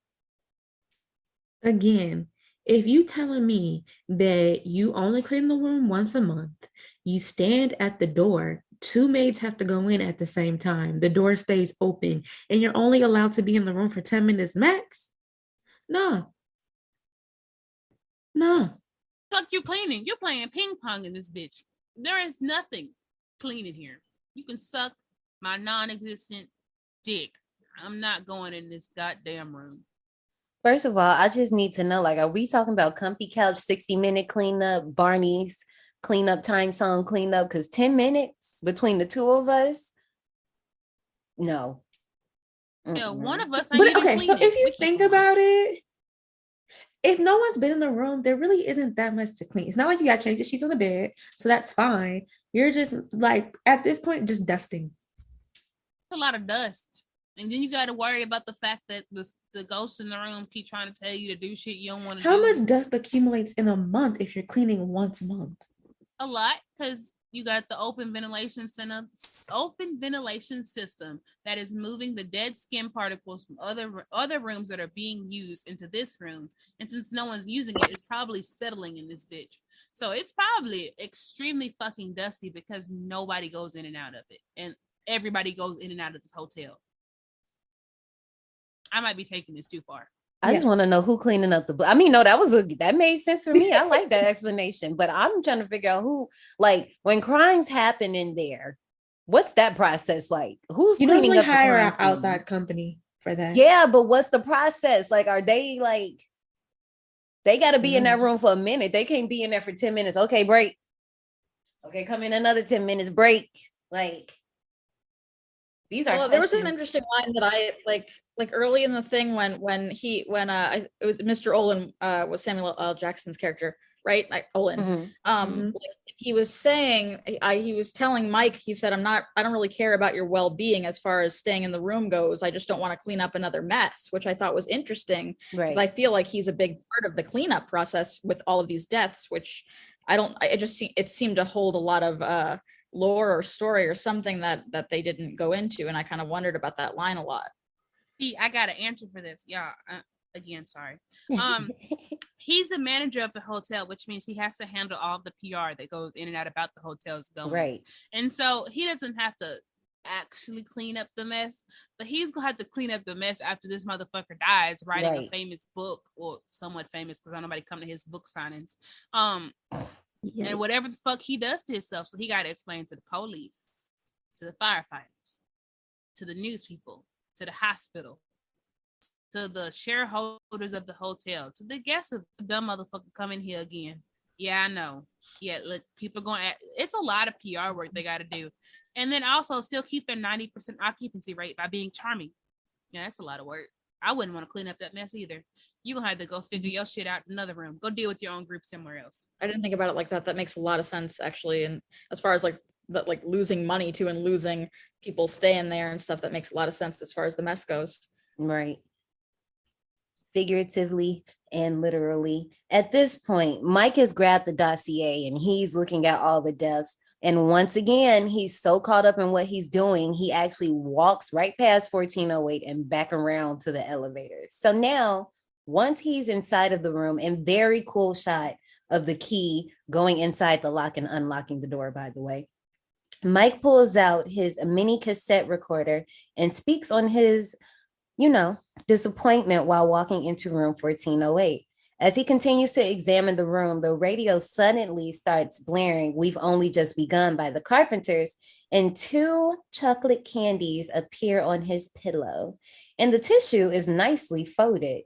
Initially thinking it's just a gag played by Olin, Mike ends up calling the front desk for someone to fix the thermostat, despite them thinking he's already ready to check out. John, he pulled out the black light for you, girl. And that's why I made that comment. So here's my notes before, we move on. Just because the room is evil don't mean it can't be nice looking and clean. Like he said they clean it once a month. So why you think that it was about to be looking decrepit and inhabitable? I guess he was thinking, like I said, like if you clean it once a month in 10 minutes, like I don't know if it's 10 minutes total or 10 minutes we take a break and we go back 10 minutes, but I would assume 10 minutes total. I would be thinking like, well, how clean can this place be? But like we just discussed, there's so many factors to that, to why it can look the way it looks and blah, blah, blah. And also we know that the room probably cleaning its damn self, okay, at this point. That too, which I was still like, even though I know he said no one stays in a room, but if you got people that's jumping out windows, why are the windows still able to open? They fix most hotels so that the windows can't open. I did not know that. Yeah, I mean, most of the hotels that we stay in, we be getting the ones with the big ass windows. So of course they're not gonna let them open because I stayed in a hotel in New York and the window only opened up but so much. Like they fixed, like a lot of hotels now, they fix it where like the window can't like open all the way. Yeah, I'm trying to think. Lately, have I been in a hotel? And look, I'm looking over here. Have I been in a hotel that like the window is like a half window? It doesn't go all the way to the ground. I mean, this one is a half. Or like if window, it but it's, like, opens, gated. it doesn't like open like considerably. Right. Or it's like one of the ones that just go a little bit. Then my other point, why would you eat chocolates that randomly show up on your pillow? Why would you eat chocolates that just randomly popped First of all, up? my point was I would definitely eat those chocolates. And same thing, Brittany, because I would think about it. I'm like, dang. But see, the thing is, he sat on the bed beforehand and you didn't feel those there. See, No, if I delicious. walked in and those were there, then I would be like, oh, ooh, piece of candy. But no, this man was staring out the window and turned around and the bed was turned down. Like the bed wasn't already turned down. It was normal. Then he turned around, the shit was turned down. I didn't even notice that. Yeah, so that's why he had mentioned like, oh, we got ghost turn down service. And that's when he was trying to figure out, wait, did someone actually come in here? Yeah, the bed was turned down. See, now I heard him say that, but see, I was thinking like, and I know what turn down means, but I was just thinking like, oh, he was referring to the chocolates and like the tissue. Yeah. And I was not thinking about the bed actually being turned down. Yeah, when they do the turn down service, when they put the chocolates on, they take the duvet cover and they pull it back to kind of like yeah. So no, I just literally didn't notice the covers had moved. Like I know what turned down is, but I just thought he was talking about like everything else that he saw. Like I did not. Now I want to go back and see it because I did not catch it. First of all, why are you in the bed with your shoes on? Why do y'all keep doing this? That drives me so mad. Why? Take your shoes, especially now that I've been living in Japan and I've already been doing this before I got here. But take your shoes off at the door. Take them off. Checking in my house. Anyway, first of all. Also, back to the backlight, but I will never, ever, ever, ever, ever, ever, ever, ever, ever, ever, ever put a backlight over a hotel room. Ever. I don't advise you to. I'm not bold enough. Ever. I've seen people on TikTok. So like there's this account that I follow where they do like really old hotel tours and they purposely go stay in like hotels across North America where they're like those themed hotel rooms. They got like the heart-shaped bathtubs and like all that type of stuff. And then people are in the comments constantly talking about, oh my God, I gotta check everything. I gotta take the room over a black light. Why would you do that to yourself? You don't do that. You just being an extra in these comments. Shut up. But why would you do that to yourself? That's disgusting. Right. They don't appreciate their mental health. That's all. like I said, I still call BS. Half of y'all that saying y'all do it, y'all don't do it. Y'all just saying shit. Just like that whole debate of people talking about they don't wear their outside clothes on the bed. Yes, you do. You do. Mm-hmm. You just trying to go with the vast majority, and it's okay. It's okay. But can we talk about maintenance? Not well, it's other black people in the movies, but the one black person that we actually see in the movie. This is Oh, what I be talking I about. don't blame him. You're like, And that's why I said listen to the black people, because I wouldn't have gone in the room either. And I He would have got the said- fuck too. He was like, I said the thermostat is over here. He said, I know what a thermostat is. I'm not coming in this room. The fuck? And he said what he said, and he meant what he said. And I love the way they took him leaving. Like you just see his foot go around that corner. Like, bitch, all right, you fixed it. I'm gone. I don't need no tip. I'm good. Whatever. No. Shit. Later, Mike is startled again when the clock radio begins to play the same song. And when he turns the clock off, the display flickers and changes to read 60 minutes, then starts counting down. Suddenly, Mike is unable to hear anything apart from the ringing in his ears and opens a window to check his hearing. The window slams down, cutting a large gash into the top of his head. He rushes to the bathroom to wash the wound in the sink, but the water suddenly becomes boiling hot and damages his wound even further. His hearing quickly returns as he bandages his hand using the bandana from his bag. The clock plays the song a third time, but Mike snatches it out of the wall. As he does, the phone rings, and it's the front desk informing him that his sandwich will be delayed. What fucking sandwich? At this point, Mike just wants to check out and wishes to go to a hospital. However, it seems like the receptionist isn't listening. Mike attempts to leave the room. However, his key breaks off in the door and he still manages to unlock it. But then the doorknob falls off, trapping him inside of 1408. See? Fuck around and find out. Perfect example. Shaking my head. I think like when his hearing got cut off like that and he was like shouting out of the window and everything and it was just inaudible. I thought that was one of the scariest sequences in the film. I don't know why, but something was so disorienting about it that it's just like he completely lost all control. Well, I could tell you what's disorienting about that. I hate it when I can't hear. You know, when you get sick, right? And after a while, you blow your nose so much and you're so congested that like you can't even like yawn to like pop that ear. That's exactly what he was giving me, and I was about to have a panic attack like I did on the plane. For me, I thought because my ear rings all the time, and of course, you know our black ass family. You know what they say about when you hear ringing in your ears, and I hadn't seen the movie in a minute, so the first time I watched it. And the ringing started, I said, whoa, whoa, whoa, whoa, whoa, whoa. And I'm looking around, but then I realized it was the movie. I'm like, oh, hell, even through the laptop, this is getting me. Like, I'm thinking it's like me whole time. It's the movie. I appreciate the pettiness of the bitch on the phone. That receptionist deserves an award, and not a participation trophy, but an actual award. Because who can keep that same tone while she fucking with you the entire movie? Even when he cussed at her, she was like, maintain low tones. And if you don't get that fucking reference, I'm judging you. But yeah, maintain low tones. Maintain low tones. You would not fucking swear at me. No. This is also where, and I remember seeing this in the theater, and I was just like, oh, he's going to get help. When he goes to the window and he's trying to wave down the guy, but the guy just is mirroring him, and then you find out it's him. No. Also, who the fuck is this bitch with the hammer? Because what? That jump scare scared the shit out of me both times. Because like I said, I haven't watched this movie in a minute. When it happened in the theater, I remember jumping. I'm sitting here watching the movie. I just see, and I jumped. Because what the hell? It made me think of like a video game. You know how sometimes when you play certain video games and it's like the baddie coming after you and they just be like smacking you with shit.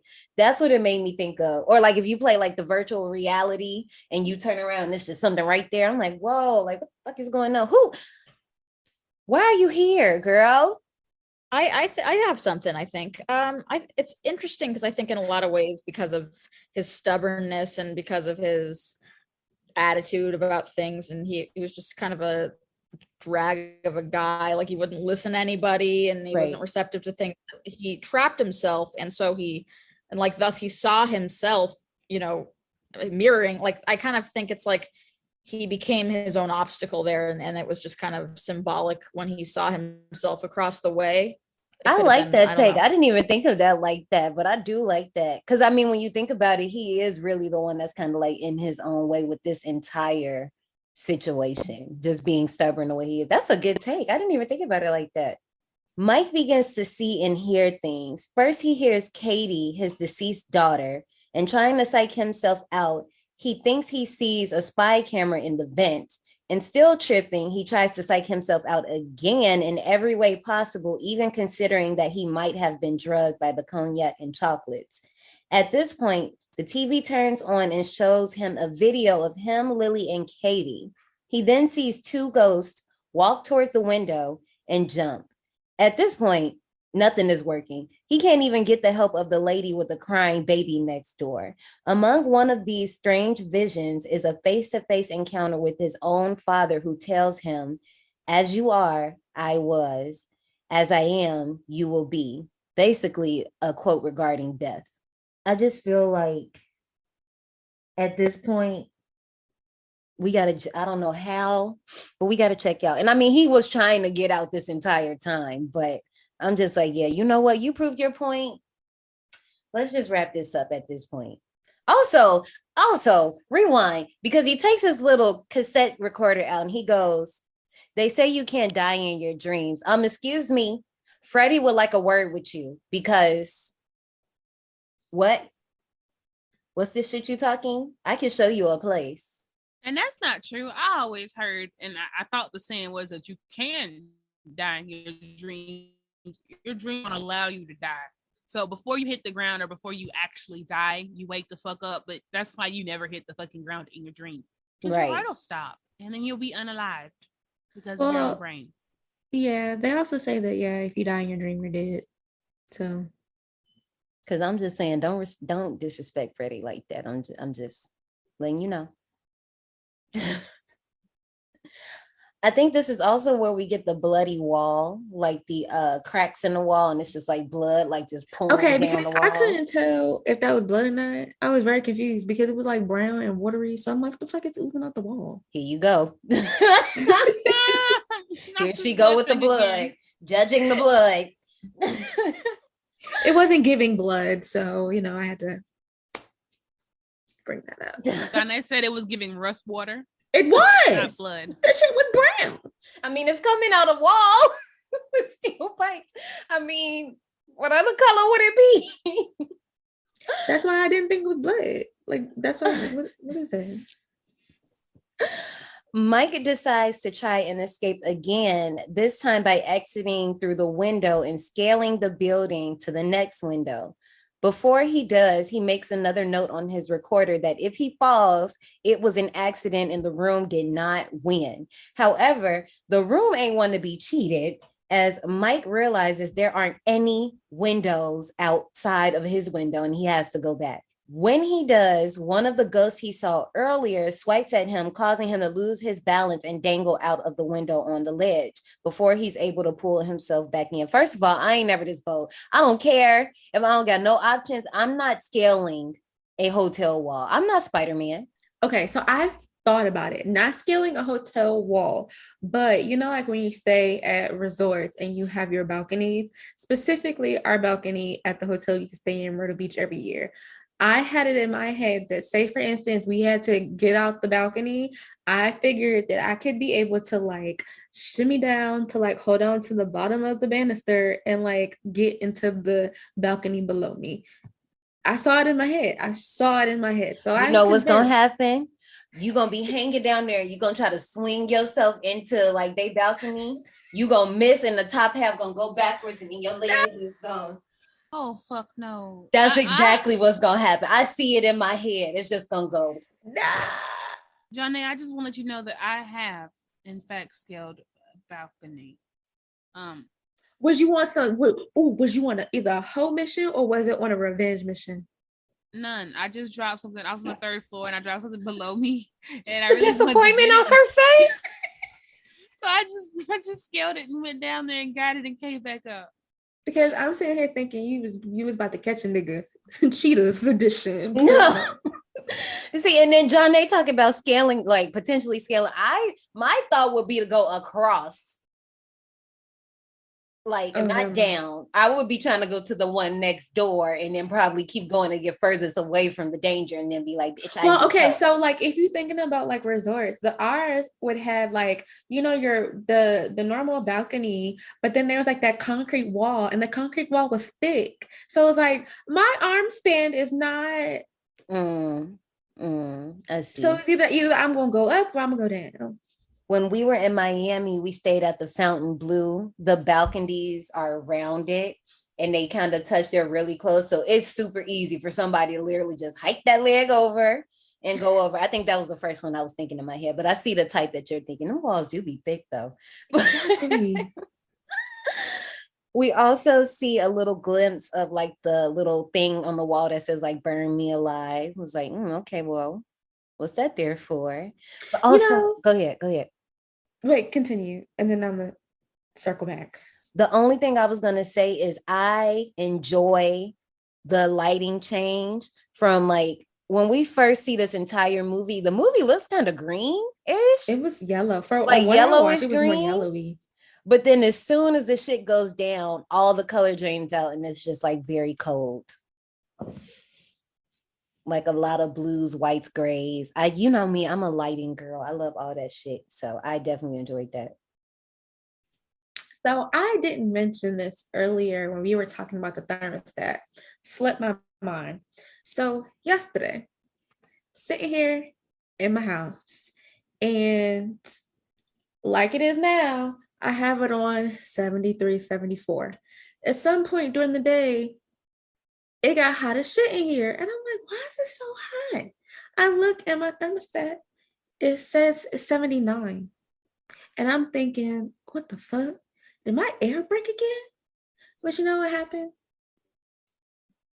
I forgot that I signed up for that energy savings thing where BG&E can automatically change the temperature on your thermostat to save money.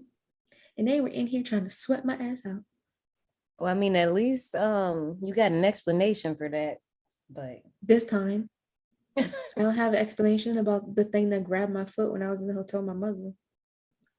Okay, now that's a whole different. You did not bring that. That's a whole different thing. What? Oh, okay. This one doesn't fit this movie though. Okay, well, you can say you did not say shit about that. Mike checks his tape recorder and sees the room has managed to change his words around. On top of this, he sees visions of the time his daughter was in the hospital, and he manages to contact his estranged wife, Lily, via video chat on his laptop. But the conversation gets awkward when she realizes he's in New York after abandoning her. Even worse, the sprinkler system goes off and shorts out his laptop. Still convinced he can get out, Mike decides to crawl through the air vents, and assuming the best idea is to go to the next room where he heard the crying baby, he calls out to the lady. But when the lady hears him and she responds, he realizes that it's Lily holding a baby Katie. Rightfully freaked out, he heads back the other way, but then is chased by another ghost of 1408, the sewing machine guy. Mike goes for a drink in the mini fridge, but when he opens it, he sees Mr. Olin, who continues to warn and taunt him. However, this is all a hallucination in Mike's head as we actually see he's attacking the expensive ass hotel snacks.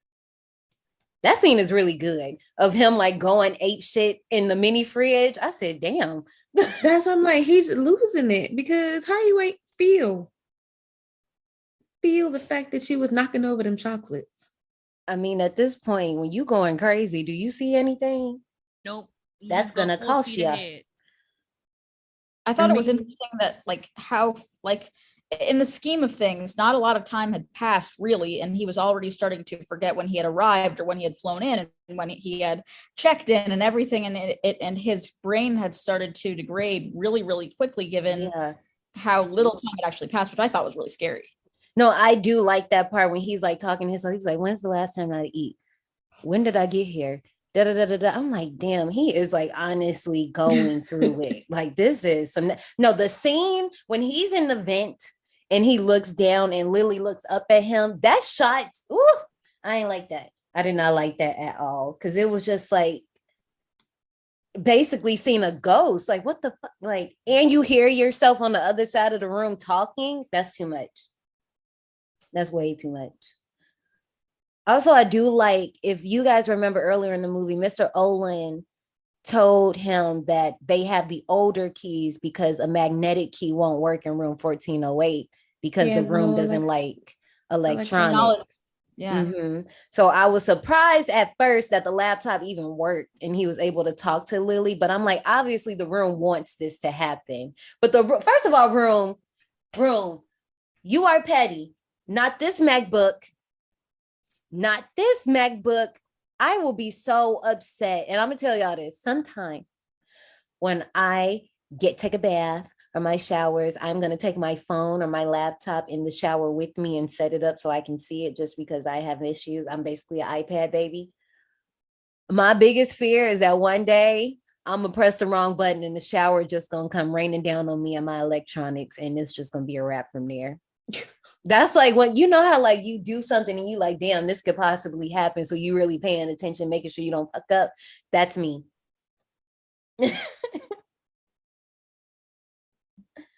Deciding to turn to the Bible, he sees God has left the chat room, honey. Here we flash back to Mike and Lily confronting the concept of death and religion to his daughter, Katie. The fax machine goes off and it begins faxing Katie's nightgown. First of all, Amazon, what are we doing?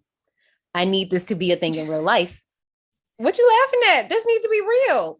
Amazon Prime, this is the type of Prime I need. When I say submit order, I need the fax machine to start faxing my things. We have 3D printers. That needs to be a thing too. Like this needs to happen. The government needs to give, actually, I don't want shit from the government, actually. They're going to shut us down. Watch. Oh my God. Some people have worse things than us. They do, but you know what? They go after the little people first. They go. We all need 3D printers because as soon as I press order submit or submit order, I need the stuff at the door. I don't want to wait no business days because y'all don't know how to do business days right no more. But also, I would have freaked out, rightfully so. Not my child's nightgown. The last one she wore. That's too much. Why is this room so petty? This room is very petty. Fucking petty. First of all, it doesn't play, and I'm here for it. You did too much with the dad thing. First of all, the pettiest thing, not the pettiest, but the first one was the song We've Just Begun. First of all, don't be telling me no shit like that. I don't play them games. I think that the room was the right amount of petty, honestly. I think it could have been pettier. Are you kidding? No, I'm dead ass serious. What would have been pettier than what would have been pettier than what this man was going through? I can't even get the sentence out. They should have never mind. Should have sent him the coffin. Brittany. What? That's terrible. Oh my God. So you think it can get worse? Don't worry. We'll 3D print that coffin. Here you go. Send you a little dirt too. We'll change all the mirrors to the tombstone. I promise you, there could have been ways this room could have really hammered that shit in. That's terrible. Probably. A whole time the room temperature has been dropping to sub-zero temperatures. While trying to warm up in the winter wonderland, his laptop starts working again and he hears Lily calling out to him via video chat. But after Lily tells him the police are in room 1408, a doppelganger of him hijacks the conversation, urging Lily to come straight to the hotel. Don't talk to nobody. Don't do nothing. Just come straight up to room 1408. As a panicked Mike watches the conversation end, the doppelganger looks right at him and has the nerve to wink and ends the call. The room begins to violently shake as the interior cracks and explodes as water fills the room, pulling Mike under the surface. Now, wait a minute. No. If I was on this video call right now and this shit froze and I started saying some completely different shit and I'm watching this shit happen, I'm throwing the laptop. Absolutely not. Yeah. I love how the room just showed him up like, oh, I can't get any worse. Joke's on you, motherfucker. Let's talk to your bitch dog. I enjoyed the fact the room did it, and I'm gonna wink at you so you know it's real. Wink, wink. Because I'm just like, first of all, you've seen your laptop short circuit. You know, you gotta know this is a joke. I mean, at this point, he desperate. I do like when he was like, what did he say? He was like, I cannot convey my emotions in this climate. I don't know what he said, but he said something like that. And I was cracking up because I can't function when I'm cold either. Y'all see how I'm acting right now with this little blanket wrapped around me. But it was too much. Also, the paintings in the room. I didn't talk about the paintings earlier, but he does make a note about the paintings. But this time, we see all the paintings just going fucking nuts. Like that person with the sledgehammer is on the boat, still holding the sledgehammer. The lady with the baby all blue and dead. Sorry. And it's just a whole bunch of shit happening. And like the one with the dogs too. Yeah, like all the dogs were barking in that one painting. The hunt. Yeah. Yeah. We could have made this even worse. You know that painting? Y'all know which painting I'm gonna talk about. The painting where it's the people walking to the funeral and you see the long funeral procession going. Why would you do that to us? Black. Why would you do that to us? That could have been her funeral. They could have changed the whole thing and had it as hers if they wanted to get even pettier. Because I know y'all know the picture. Yep. Everybody got that. Everybody got that picture in their house. The procession. Yep. Ain't it called the procession? Something like that. So. Everybody got that. It should have been that. They should have been that petty. And I don't appreciate the fact they were not that petty. Because if you're going to really traumatize somebody, you go full force. You don't pussyfoot on that shit. Survivors, if you can't tell, I've had a day. Brittany, I actually feel like you are expressing yourself very eloquently. I feel like this is a good little therapy session for you. Right. Thank you. I keep wishing death and destruction to everybody. That's pretty much all I'm going with. At this is a great movie for this. Yeah, pretty much. At this point, Mike wakes up on the beach as he did earlier, but this time he's unconscious. He soon finds Lily at his bedside in the hospital near his home in LA, and she tells him that he was hospitalized after sustaining a concussion from, the waves like we saw earlier in the movie. Days go by, and Mike continues telling Lily about his experience in room 1408, and she is thoroughly confused because what are you talking about, sir? Over dinner, he thinks he sees one of the ghosts, but shakes it off.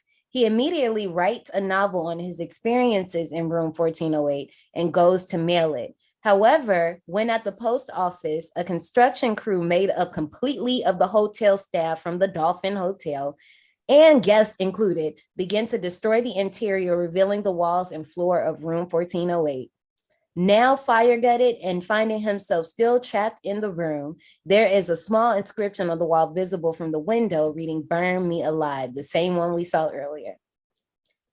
Then Mike encounters Katie, alive, but dying again. Dropping to his knees in disbelief, he goes to hug her, but as he's enjoying the moment, Katie dies in his arms and crumbles to dust as the clock's radio plays the song and the countdown starts to approach 0.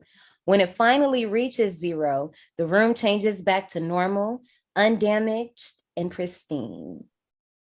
I mean, look, here's my thing. My man technically made it over an hour. I feel like that needs to count for something. Well, judging from the end of the film, I know there were multiple endings, and I don't actually think I've seen the other endings, but the one that I saw, like, he did make it out. So, I mean, it does seem to count for something that he surpassed the hour because he survived, unlike a bunch of people who didn't. Right. I just feel like at this point, if you can make it over an hour, I feel like the room should just leave you alone. I feel like the room should scar you until you can no longer function as a member of society. That should be your prize for making it for an hour. Don't look at me like that. I'm serious. You should be in a straitjacket. So when he woke up on the beach, quote unquote, I thought that he was having a fever dream, and I was about to get pissed off because did we not just have a fucking Soul Survivors? And I was about to be mad. So I'm glad that it wasn't a fever dream and he was still trapped in the room. Because but it's so fucked up because he was like this fever. Well, it wasn't a fever dream, but this whole thing lasted days. Like this wasn't like he woke up on the beach and then went to the hospital. No, I don't feel like it was days. I feel like it had been like a month or two at least because he wrote a whole book. Well, he said that he wrote it before. Like I had already did this. No, I'm saying in his dream where he thought that after he woke up on the beach and he wrote the book. I'm saying it had to be months. Like you don't just write a book in a week. Like I feel like that fake dream was a long period of time. Ma'am, have you met Stephen King? He's an exception to. I'm like, I don't know. You can get that man 3 days. Again, he's an exception with life. Have you met Kevin Williamson?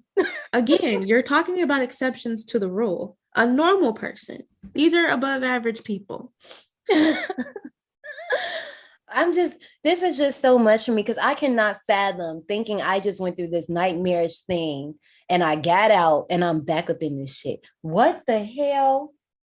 What the hell is going on? And I feel like I've had dreams like this, but they obviously never lasted this long. This is just way too much. Who did it better? The Descent. That might be a spoiler, but if you haven't seen The Descent yet, I'm judging you. That was fucked up. That was messed up. No, that was not playing fair. They did it better. Freaking even like in well, no, I guess the Final Destination movies, they don't. Yeah, never mind. That's not even. It's close, but it's not the cigar. Never mind. The clock radio resets for another 60 minutes and the phone rings. When Mike answers, he asks, "Why don't you just kill me?" The friendly female voice of the hotel operator informs him that all guests have free will, like this is the fucking Sims.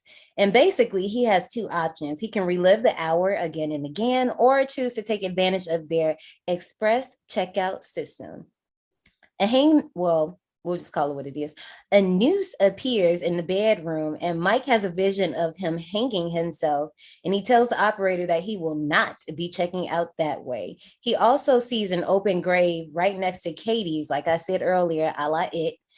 And the phone rings again. This time, the operator reminds him that his wife will be arriving in 5 minutes and that they will be sent up right to the room. He responds that he is done. First of all, he said, "I am done arguing with you." There we go. I'm gonna get on Johnny nerves. It was like that scene in Carrie where she was like, "I'm going to the prom, mama, and I don't want to talk about it." She was over her shit. Anyway, I'm sorry. He was like, "No, I'm about to end this shit." Like, no. Turning the cognac he got earlier into a Molotov cocktail, a la Mikey. I figured that would make Johnny happy for my Carrie nonsense. Mike decides to set the room on fire, causing the hotel to be evacuated as Mike smokes his in case of an emergency cigarette.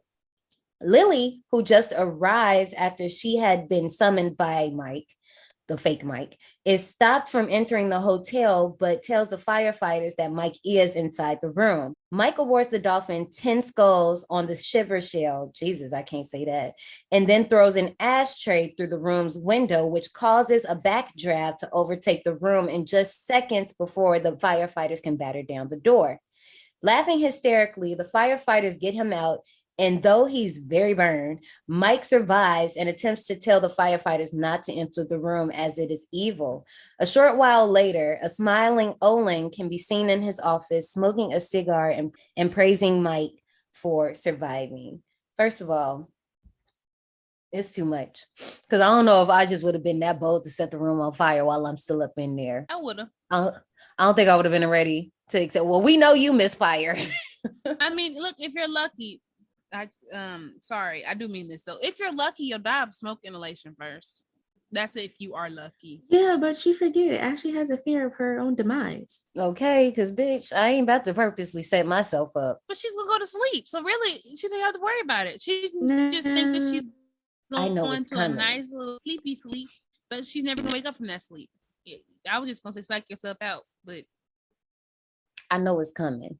I ain't would playing. rather do that than the express checkout they got.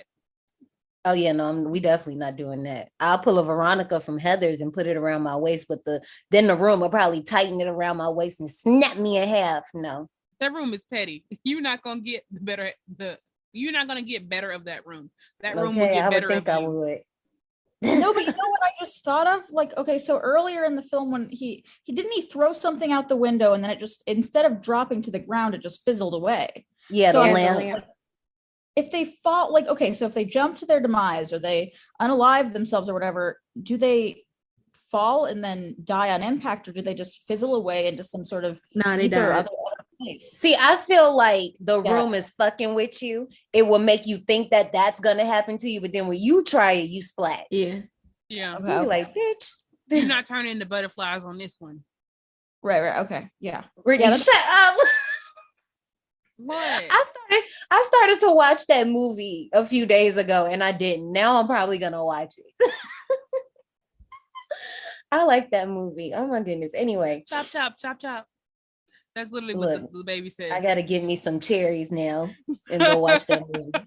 Do it for my girl one time. Mike, now recovering in a New York hospital with Lily at his bedside, swears that he saw Katie, but Lily refuses to believe him. After his discovery, Mike moves back in with Lily and beginning to work on a new novel about his stay in 1408. While sorting through a box of items, Mike comes across his mini cassette recorder, and after some difficulty, he manages to get the tape to play. It begins playing his dictation of 1408's appearance, but then cuts to an audio of his interaction with the apparition of his daughter. Lily freezes in shock as she hears her dead daughter's voice coming from the handheld tape recorder, and the film closes on Mike meeting her shocked stare with one grim vindication. Did you guys get that ending on the version y'all watched? Yes. Yep. Yes. Okay, so let's talk about these endings, because the ending I watched in the theaters makes sense for why they put this in the theater, but I don't like it too much. So the ending that I saw when I first seen this in theaters, and I guess this is the director's cut, but I can't verify that because I ain't seen the director's cut, I guess. This one has Mike actually dying. Yeah, so he doesn't survive. Apparently with him dying, that's the director's cut. It says director cut, but I'm just like, apparently they showed this in the theater, but they also say like the theatrical cut is a different one. So that's why I was saying it like that, because I saw this in theaters. Mike dies, and when they go to the funeral, just like the room predicted, he's buried right next to Katie.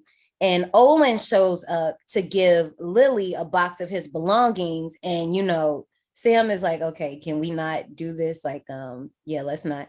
So Olin goes back to his car. And when he does, he listens to the tape recording and he ends up hearing Katie's voice on the tape.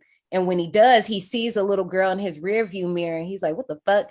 And he sees a guy in the mirror and he's like, oh, okay, that's not weird. But then when he readjusts his rear view mirror, he sees a burnt up Olin in the back seat, and you get like, it's a jump scare ending basically. So that's why I understand why they would have put that in the theaters, because the cheap shots always got to do like one final jump. But apparently a lot of people just didn't like this one because they said it's too grim for the character. Like they actually wanted to see him survive. He could have died. He didn't really deserve a happy ending. Nothing about what he did told me he deserved to live. And then also the final scene is like after the jump scare, you go back to the hotel and you see Mike in the hotel with his cigarette. And then you hear his daughter say something to him and he turns around and he says, well, yes, of course. And then the movie ends. He's basically stuck in room 1408. Oh, like a purgatory type situation. That's interesting. Basically. Yeah. Huh. After the funeral.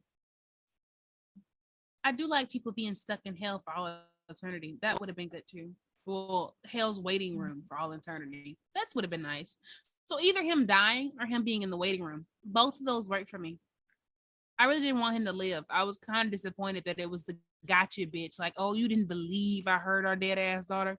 Well, look at this. I'm vindicated. You hear her. No, I didn't really want that. Your wife doesn't need you back. You abandoned her and didn't want to tell her you were in the city, state, whatever. You know what you deserve? Hell. Goodbye. Be buried next to your dead ass daughter. Maybe you'll have better luck in the next life if you win the religion lottery. Mm-mm.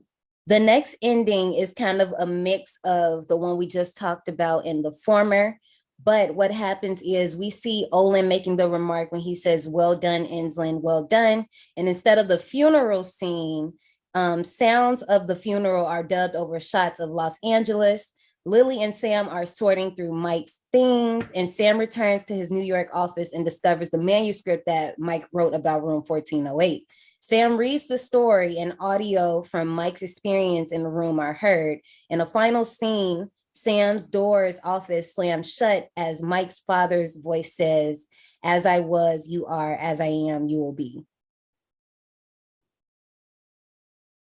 I don't really too much care about that one. I didn't hear about this ending. I only heard about the Samuel L. Jackson one. The last one is basically, it's the same one that we get where we see him move in with Lily. They're going through the cassette, but only he hears Katie's voice. Lily doesn't hear Katie's voice, and I don't like that one either. Got it.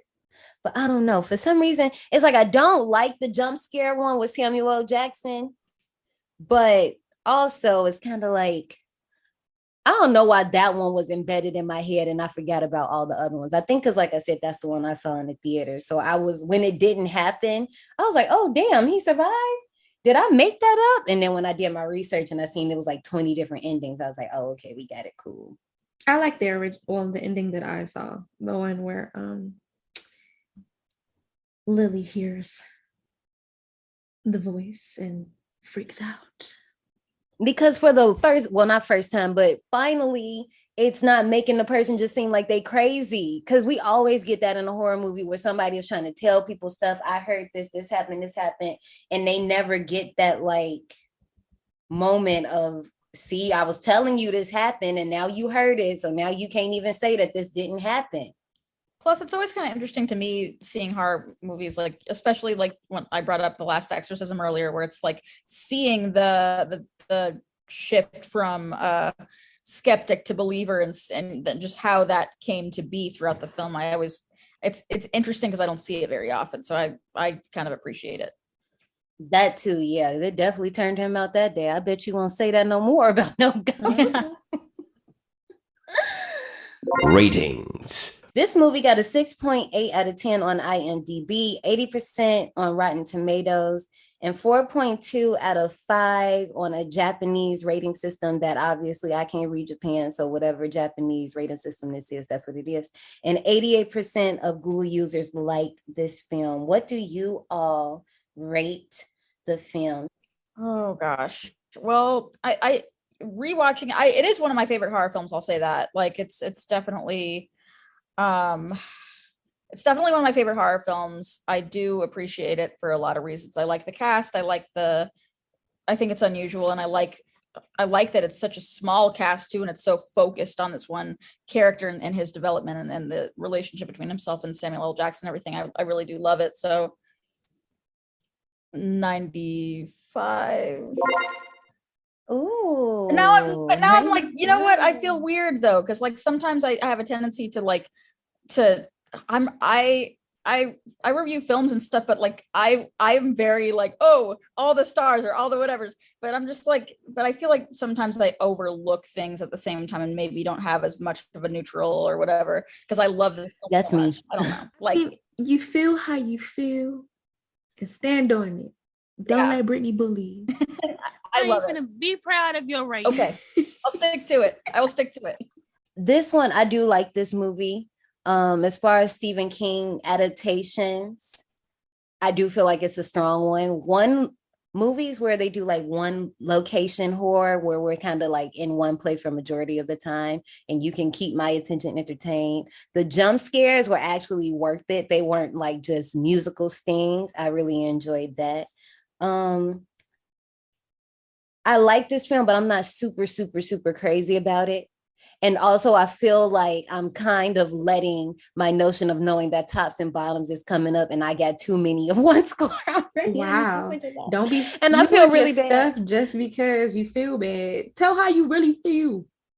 This is how I really feel. This is. But no, for real, because I do like the movie, but I feel like when I say my score, y'all gonna be like, what? But no, because I do like the movie.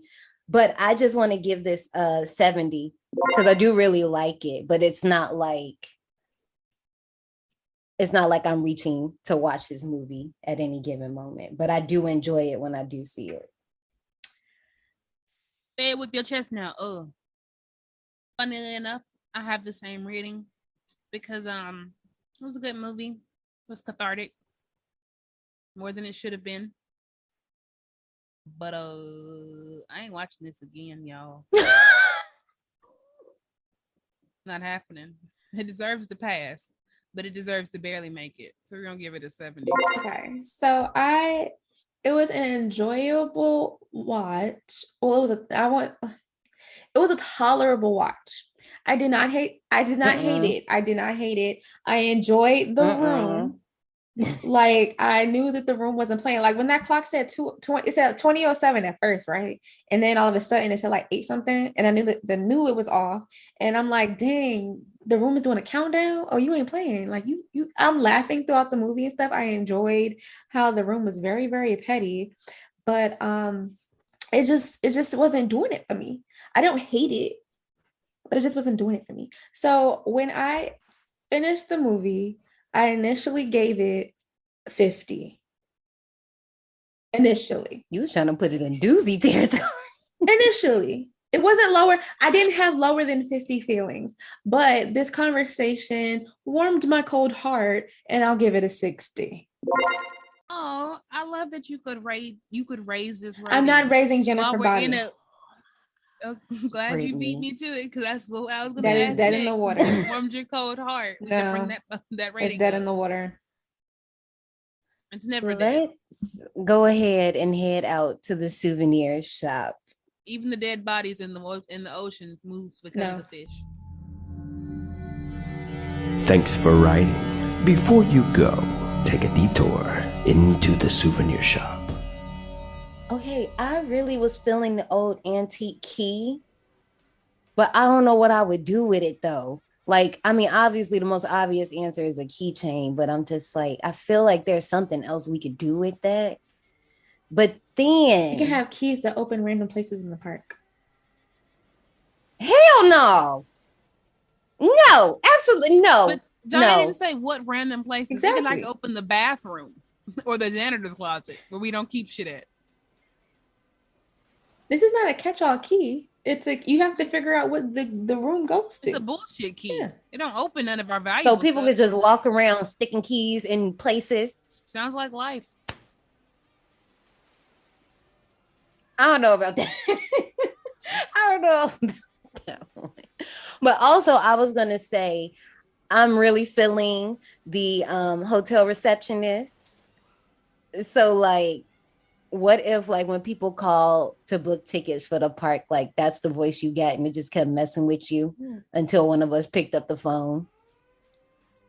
Just to see how long people would tolerate it. I think that would be cool. Said representative. I said agent. 0. Excuse me. Lower your tone. Please do not speak to me that way. Love that shit. Y'all, I'm not sorry. We should stop me right now. If not, I'm going. Okay, my first recommendation for the park souvenir shop. Shut the fuck up, Maslow. My first recommendation for the park souvenir shop. The procession painting. We need to put that in there. The second is mini caskets. I'm not sorry.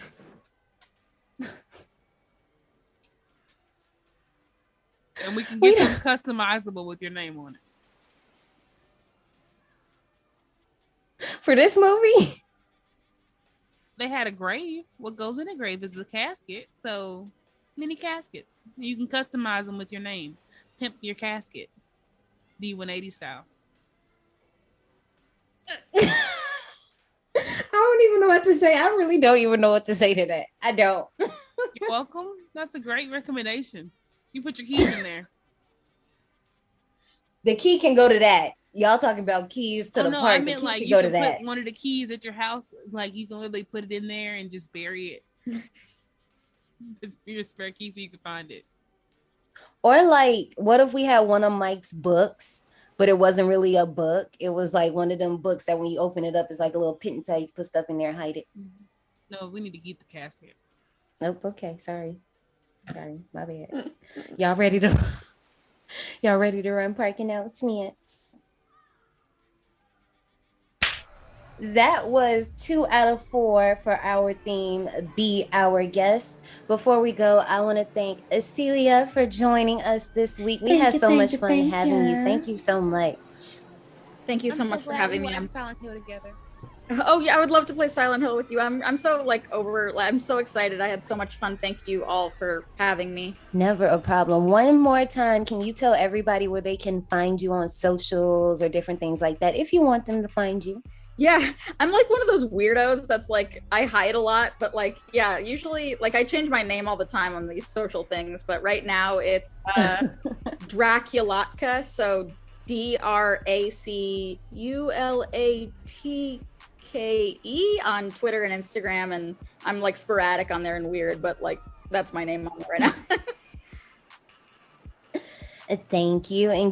And y'all, in case you want to keep up with the mischief or find me with a shovel, you can find us on all of our social media at D180 Podcast on Instagram, Twitter, and TikTok. And you know what? You want exclusive content?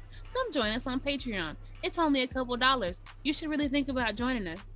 Join us. Every time one of us say that, that's all I think of. I think of the Evil Dead. $1 will make me holler. Join us. I might put down the shovel. I'm not. Next episode, we are headed to a nice, warm, and sunny place with The Resort from 2021.